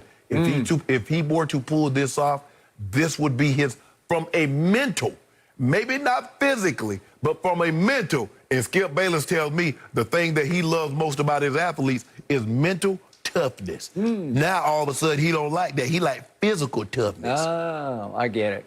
So that was a nice try by Chris Broussard, and an even nicer try by Shannon Sharpe. Both are very wrong. This is by far and away LeBron James' easiest path to a ring. And let me start with some quotes that I read this morning in USA Today from Scottie Pippen. They were uttered originally to Business Insider. Oh, my goodness. And here they are. Scottie Pippen says of the bubble, it's not NBA basketball. It's not the hard grind. It's not the travel. It's not the fans. It's not the distractions. You get to sleep in the same bed every night. You don't have to go get on a plane. You don't have a 50-minute or hour bus ride back and forth to the arena. You can walk to the arena if you so choose. And then let's look at the past, shall we? LeBron draws 35 and 39 Portland in round 1. I said it would be a sweep, and it should have been a sweep because in game 1, LeBron's got the ball in his hand with a 6-point lead, 7 minutes left, and they give up a 19-6 run to that team. It was shameful. And then they did what they should have done, and they said, boom, boom, boom. Dame got hurt. It was even worse than I thought it was going to be, which led to the Rockets. And I said, the Rockets will cause the Lakers some problems. And I predicted that the Rockets would win game 1. And they did decisively, Mr. Sharpe, by 15 points. And then it's tied 1-1. And Mike D'Antoni in the off day raves about Daniel House's evolution as a player. He said he's the most improved player in the league. This is the day after game 2. And he said he's become one of the better players in the league. And he's talking about two-way, 3 and D. And right on schedule, Daniel House gets busted and sent home for a quarantine violation. And psychologically, the Houston Rockets, they went right home with him, and they were nothing the rest of the way, which led to the Clippers. And I don't even need to tell you what happened. The Clippers, let's just say this, the Lakers dodged the biggest bullet they ever have dodged because they would have lost to the Clippers. Way to go. Congratulations. The basketball god said, let there not be Clippers in your path, which leads to 75-1 preseason odds for the Miami Heat to win the championship. Those are the worst preseason odds of any NBA finalist in the last 30 years. And LeBron, as Chris correctly pointed out, astutely pointed out, this is an epic mismatch. That's easy, easy, easy, easy, easy. Congratulations. Crown him again. 4th ring. Well, David and Goliath was an epic mismatch, and we saw what happened. Okay. But that's not the Are you predicting that? No. Okay. Are you predicting this is David? But Chris, if you remember, also in game 1, Dame Lillard hit a shot and went dumb. He started dancing. Russell Westbrook in game 1 got an and 1, started dancing. Jamal Murray hits a rainbow 3 on AD and started dancing. And tell the people at home, they never won another game after that. So keep talking. But I want one thing before you go, Chris. Kawhi Leonard had the ball in his hands, up 16, 19, and 12. Why couldn't he finish that? Because Kip Bayless keep telling me LeBron James had the ball in his hand with a 5-point lead against Portland. 6-point lead against Portland, and he couldn't finish. One guy had the ball in his hands, up 19, up 16, up 12. Against little old Denver. Now, Denver's little old Denver when the Lakers beat them. But now, all of a sudden, they wasn't little old Denver. They was God. They was magic. They was larger than life Denver when they took your bums or Clippers out in 7, Skip. Y'all were up 3-1. We were. And it cost Doc his job. Doc lost his job because Kawhi gagged. Paul George been gagging almost his whole. Remember what he did in OKC against Utah? Remember what he did? You remember what he did in Indiana his last year against LeBron? He passed the ball to C.J. Miles and said, C.J. got to give me that ball back. Nah, stop passing it. That's why he didn't go to the Lakers. Everybody talking about he didn't want to play with LeBron. Paul George, doesn't want that pressure. He wants to be complimentary. He wants to be a second-tier star. But he knows if you gag a line on Broadway versus gagging a line at the YMCA is totally different. He's getting unscathed in this. But Paul George laid an egg, Chris, and that's why they're not there. My guy gonna win the title. Like I said, I can't hold it against the Lakers that the Clippers didn't hold up their end of the bargain and get there in the Western Conference Finals. But let's look. Look, Damian Lillard, I think, is going to be a Hall of Famer. Yes. That's one Hall of Famer LeBron had to take out. Houston, 2 MVPs, 2 MVPs, and we know 2 certain Hall of Famers. Now, Skip, if I'm not, didn't you say that would go 7? No, I said 6. Did you pick that as a 7-game series? Yeah, 6. 6? Okay. But some people thought it'd be a tough series just because the Lakers, and I can't give Daniel House that much credit. I'm sorry. I know he's a nice little role player, but if your hopes and dreams were resting on Daniel House, something's wrong. Yeah, all right? So it's in the house. He went through 2 MVPs, 2 Hall of Famers. Jokic is going to be a Hall of Famer. I think I'm confident in saying that unless he gets hurt. And who knows what Jamal Murray or Michael Porter Jr. will become. But I'm just saying this will be – the Heat is the team that doesn't have the talent that some of these other teams in the West have. I know they play hard, and I think they're a legitimate team. But basketball-wise, I get what you're saying, Skip. I mean, come on. He's been through the Bad Boys Part 2 in 07 the Big in Three Detroit. Celtics. He's been through the Big 3 in Boston. He's been through Golden State. 3-1 down, 73 wins. So I get all that. From a basketball standpoint, this is not the hardest matchup. But with all going on in the bubble and in the world, I think that's kind of what he's talking about. Hey, Chris, I know a guy that couldn't stay in his hotel room on a nightly basis because he was taking trips down to Atlantic City. So how the hell he was going to be able to stay in a bubble when he couldn't stay in his hotel room without going to the casino? Because he'd have been in quarantine. He wouldn't have made it. There was no bubble. I know. That's my point. He couldn't even stay in his hotel room. So how the hell he going to stay in the bubble? And what happened in the finals? And what happened in the finals? What happened in the finals? 6 times he won it with 6 MVPs. We about to see. It's over. We about to see. Yeah. We about to see. He about to do this thing 3 times in 3 different ways. I told you, that's all you want. Done deal. Crown him. No, it's not. It's too soon. We can't crown him yet. Chris, we appreciate it. This is going to be a wild ride the next couple days. I'm ready for it. No mercy. start Saturday strong as senior quarterback Sam Ehlinger leads the 9th-ranked Texas Longhorns against TCU. It all starts with the Big Noon kickoff pregame show at 10 a.m. Eastern, all part of Big Noon Saturday on Fox and the Fox Sports app. While LeBron is just the 4th player to reach 10 NBA Finals, a win would only make him 4-6 overall in those appearances. LeBron was always criticized for having a cakewalk in the East, but has always faced today's elite talent in the finals. And remember, Michael Jordan only reached the final 6 times, but was a perfect 6-0 in those series and faced his share of Hall of Famers along the way. So Shannon, who has had the tougher playoff competition, LeBron or MJ? LeBron is not even close. It's not even close. Really? And Skip, I'm finna blow you out the water with this one. I've been waiting 4 years to get this one. Oh boy. Okay. LeBron has lost in the finals to 2 teams that had 4 Hall of Famers.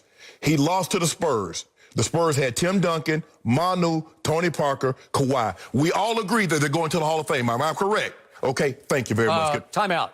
Almost everybody goes to the Hall of Fame. Hold on. Basketball, seriously. Hold on, okay. And what do you call the Spurs? Broccoli. You had little to no respect for them. I don't like their style of play. I just love that they are very good players. I understand that. Okay. The Golden State Warriors, Steph Curry, KD, Clay, Draymond. I feel comfortable in saying all 4 of those guys are going to the Basketball Hall of Fame.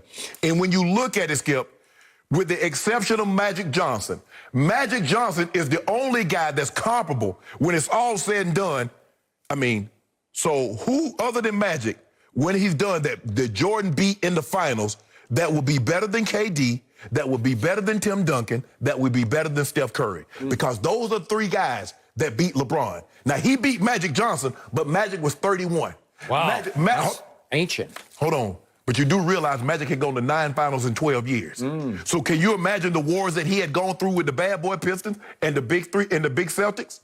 Okay. LeBron's 35. I'm just saying, Skip. Hold on. Just a second, Skip. Just a second. Okay.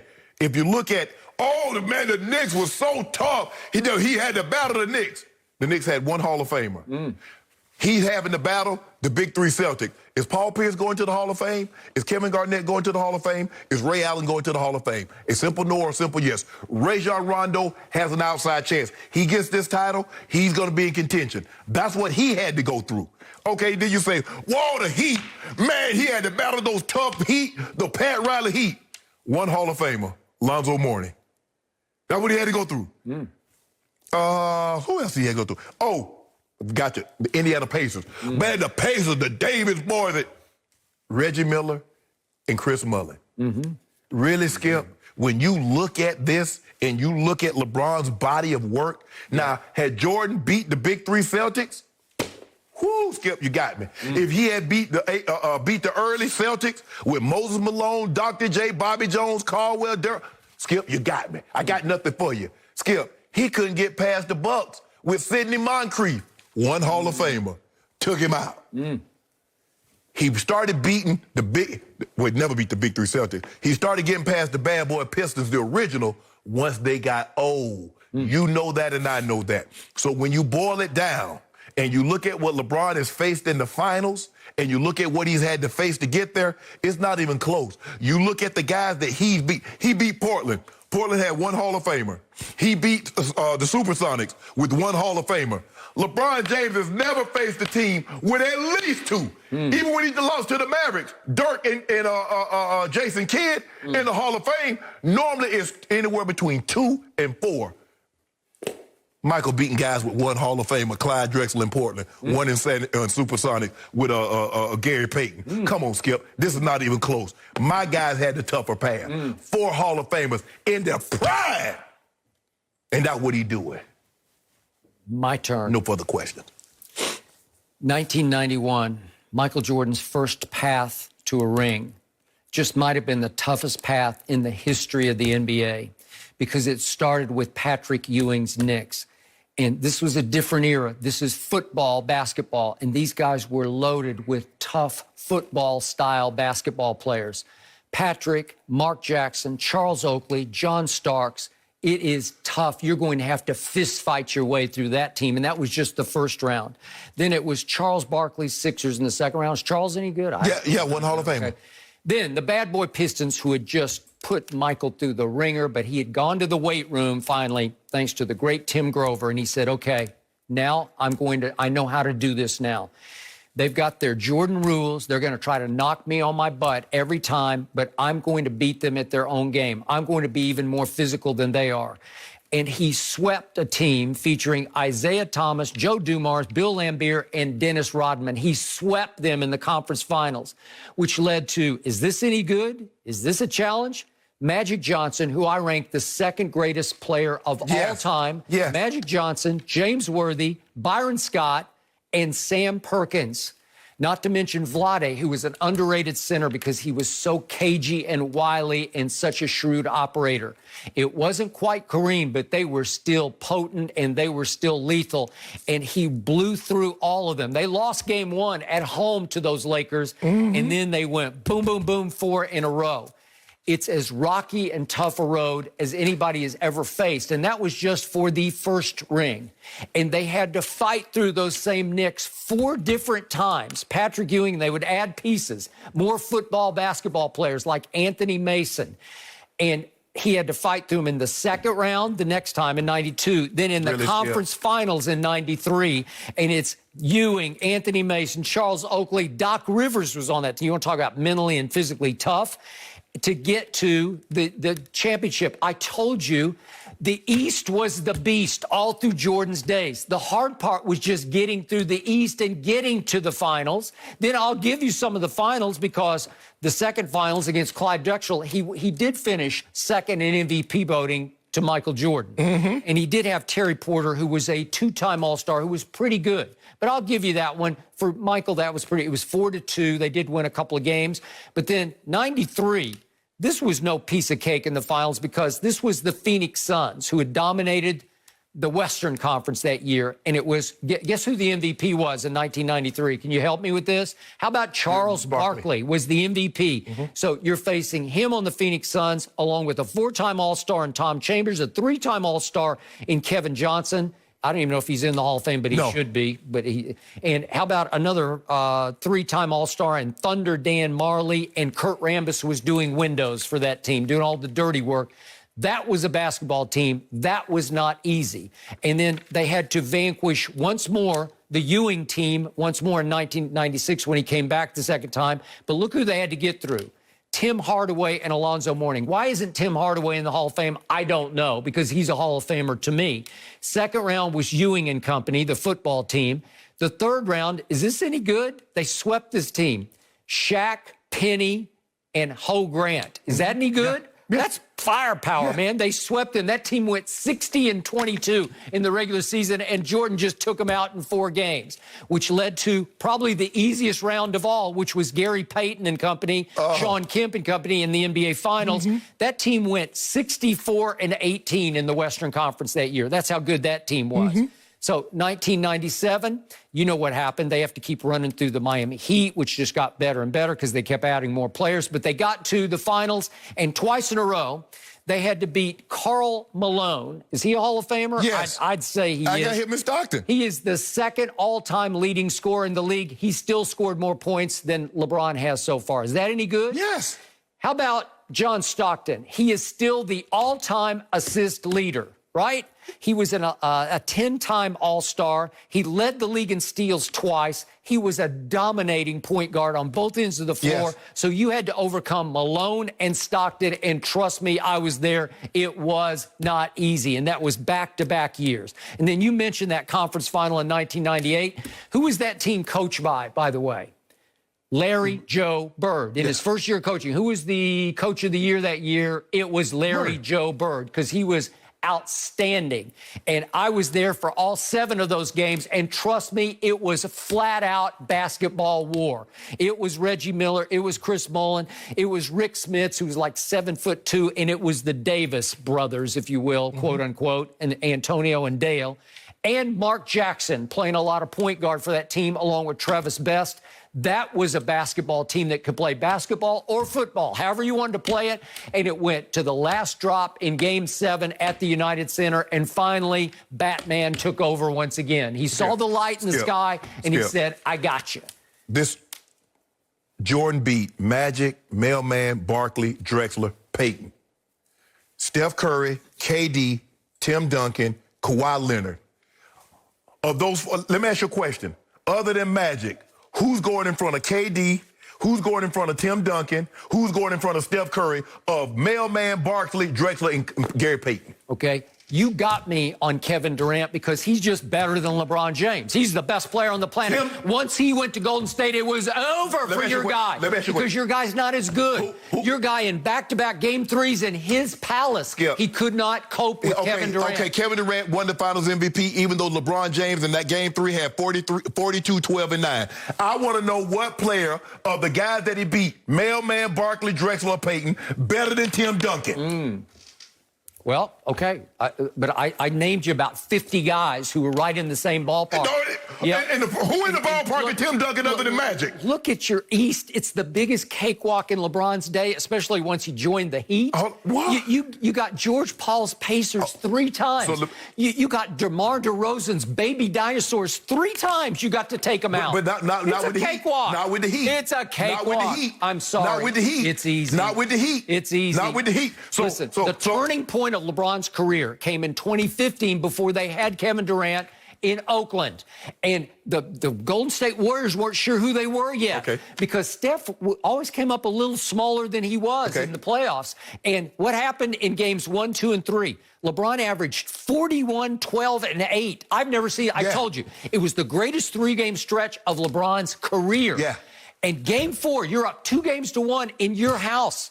And what happened? LeBron came up small. They lost. He shot 7 of 22 from the field, and he went 1 of 4 from 3 and 5 of 10 to the free throw line. And Iggy took him and basically took him out. Okay, how about this here? Okay, that would have been the moment. You could have entered the MJ conversation that night. We're going to pass this. If you beat Golden State, if you had them down, and again, you had lost Kevin Love before the final started, and you lost Kyrie in overtime of Game 1, that would be an achievement. But instead, you once again lost Game 4, 5, and 6, just as you had against Boston and Dallas in the final. Okay, Skip. 4, 5, and 6. 4, 5, and 6. I'm going to give you an opportunity.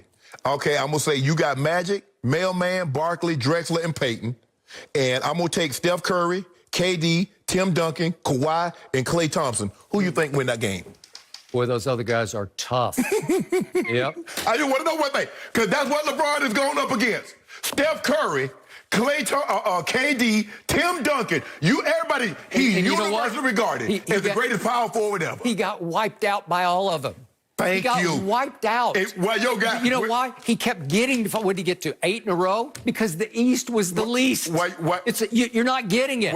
Jordan had to fight through the East. LeBron cakewalk He fighting through the East. Case closed. He fighting through the East with the Knicks, 1 Hall of Famer. He fighting through the Heat, 1 Hall of Famer. I showed you. It was a different day. You said, think about it. If everybody Shannon, you lost it again. Think about this here. You said everybody gets into the Basketball Hall of Fame, yet only one Heat player, only one Knick player Tim is in the Hall of Hardaway? Fame. Does he not belong in the Hall of Fame? I don't know what Yep. Sure, but he's not there. Until he gets there, you have a more compelling argument. Skip, my guy had the toughest role. My guy had the toughest role. He's 3-6 in the finals. Had the toughest role. Game over. My guy's 6-0. Internet, y'all let me know what y'all think. Oh, yeah. Let me know what y'all think. We're going to put that thing together. Yep. Steph, KD, Duncan, Kawhi, Klay Thompson versus Magic, Mailman, Barkley, Drexler, and Payton. No mercy. Making an appearance on the Pat McAfee show, Aaron Rodgers said he will often pretend the communication system in his helmet is broken so he can call his own plays, guys. Rodgers did admit that sometimes the helmet actually doesn't work. And in the past 2 years, he has had to switch to the backup helmet several times. Shannon, any problem with him saying that? No, I think Aaron Rodgers has earned the right to call his plays from time to time. When you're as accomplished as Aaron Rodgers is, Skip, when you've been in the league as long as he has, Skip, it's just like audibling. You're trusting the guy that he's going to get from a bad play to a good play to a great play, and he's always going to put you in the best situation.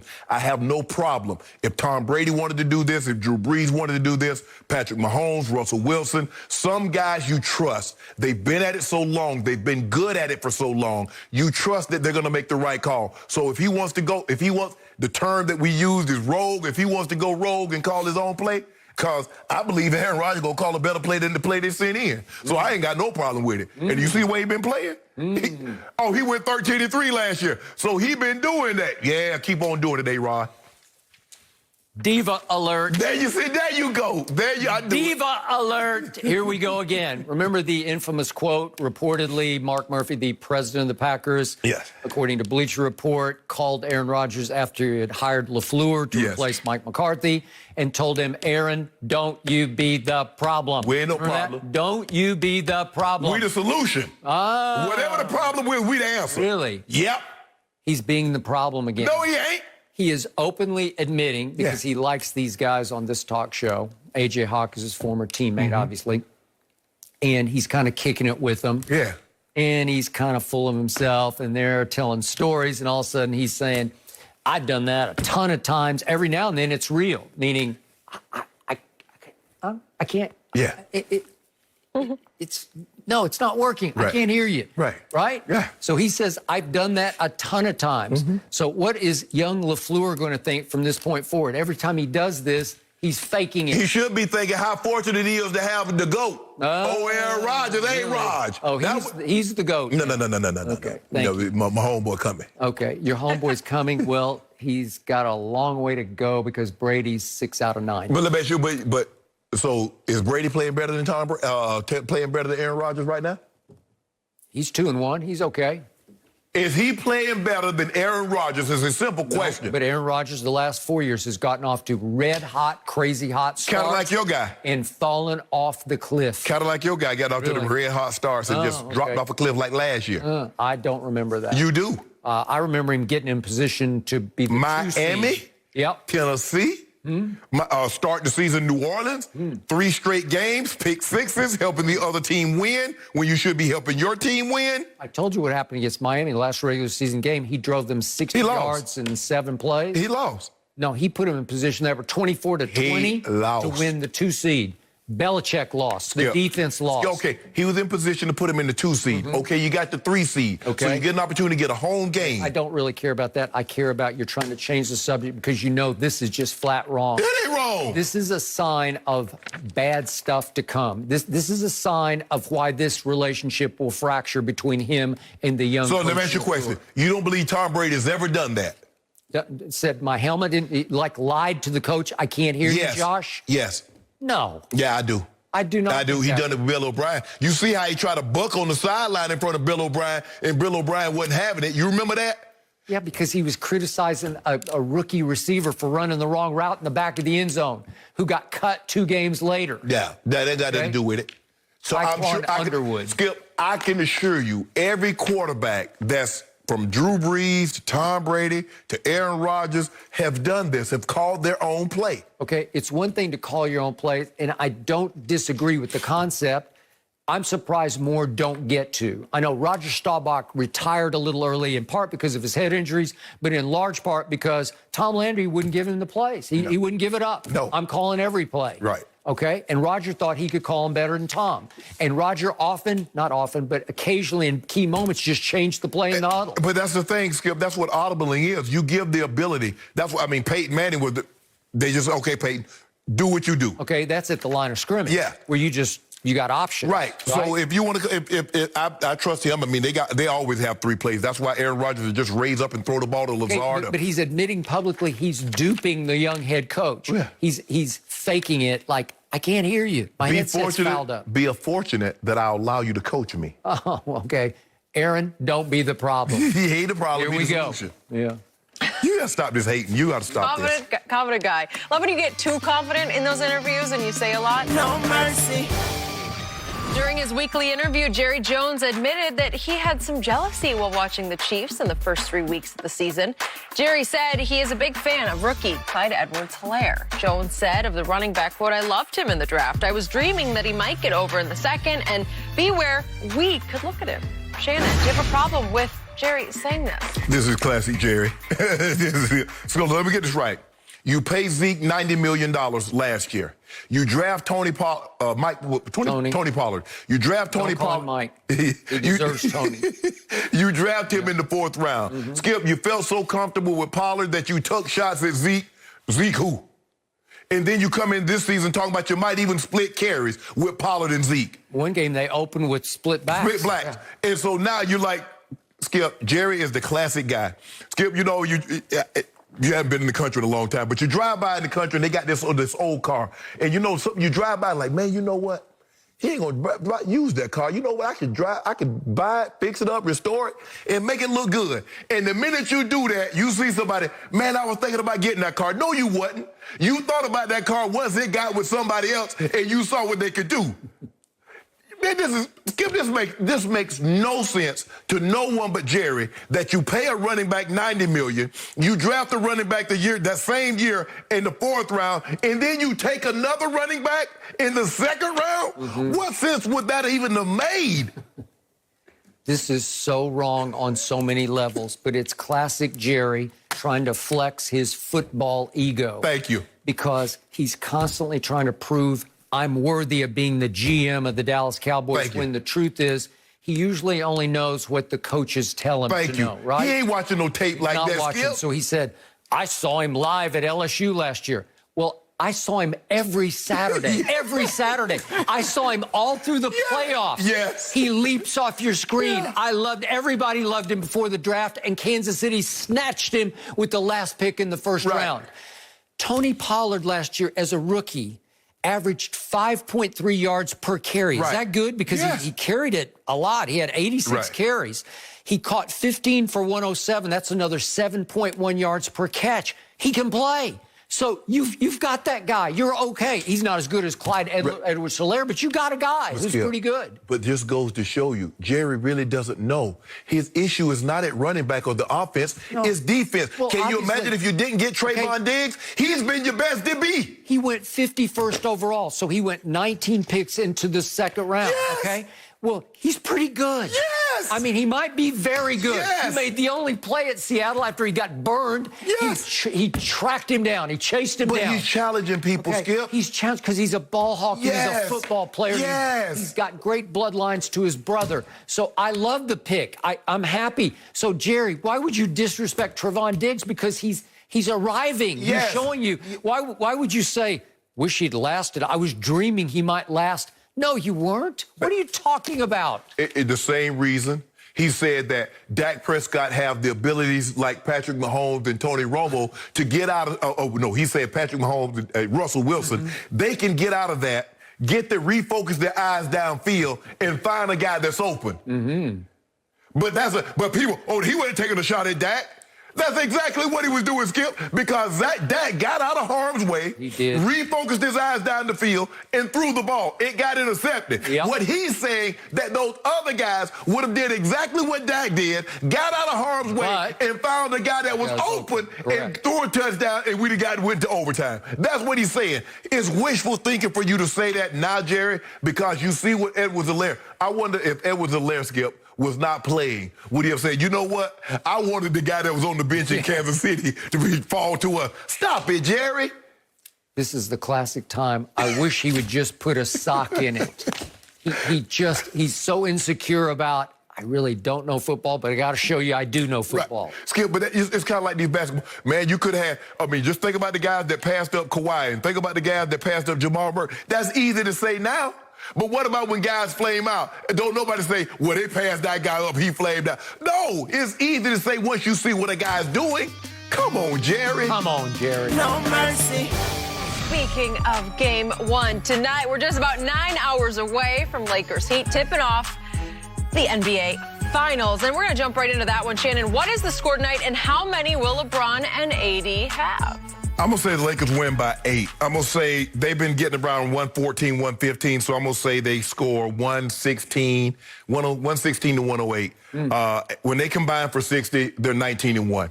That's the number they need to try to reach, and I don't care who gets it. Whether it's 35-25, 33-27, it doesn't matter. I expect the Lakers to come out, focus, understand the task at hand, get the job done tonight by 8. You're a little low on that. This will be Lakers big. I got Lakers 115 to 100. I don't trust you. I got LeBron triple-double. By the way, I got Miami shooting 5 of 27 from 3 because the rim's going to look real small tonight. I got LeBron 32, 12, and 12, and AD will chip in with 28. This is when the parade starts tonight. Be there. For my guy? Yep. You really don't want me to win the title. You don't want us to win the title. I know deep down you don't want that to happen because so many people pick the Clippers and they just, the Clippers got this. They got it. The Clippers had this. No, they didn't. Yep. They had an opportunity. Nope. They just like we had. They would have beaten the Lakers. They were looking ahead to the Lakers, so it's now yours. The world belongs to you. The one thing that we could do, we could survive in the fishbowl. You guys cracked under the pressure in that circumstance. That's why we got the king. Congratulations. No. Years now from Shannon. All right, game one. Enjoy, guys. We're going to be back with all reactions tomorrow, same time. Have a good day, guys.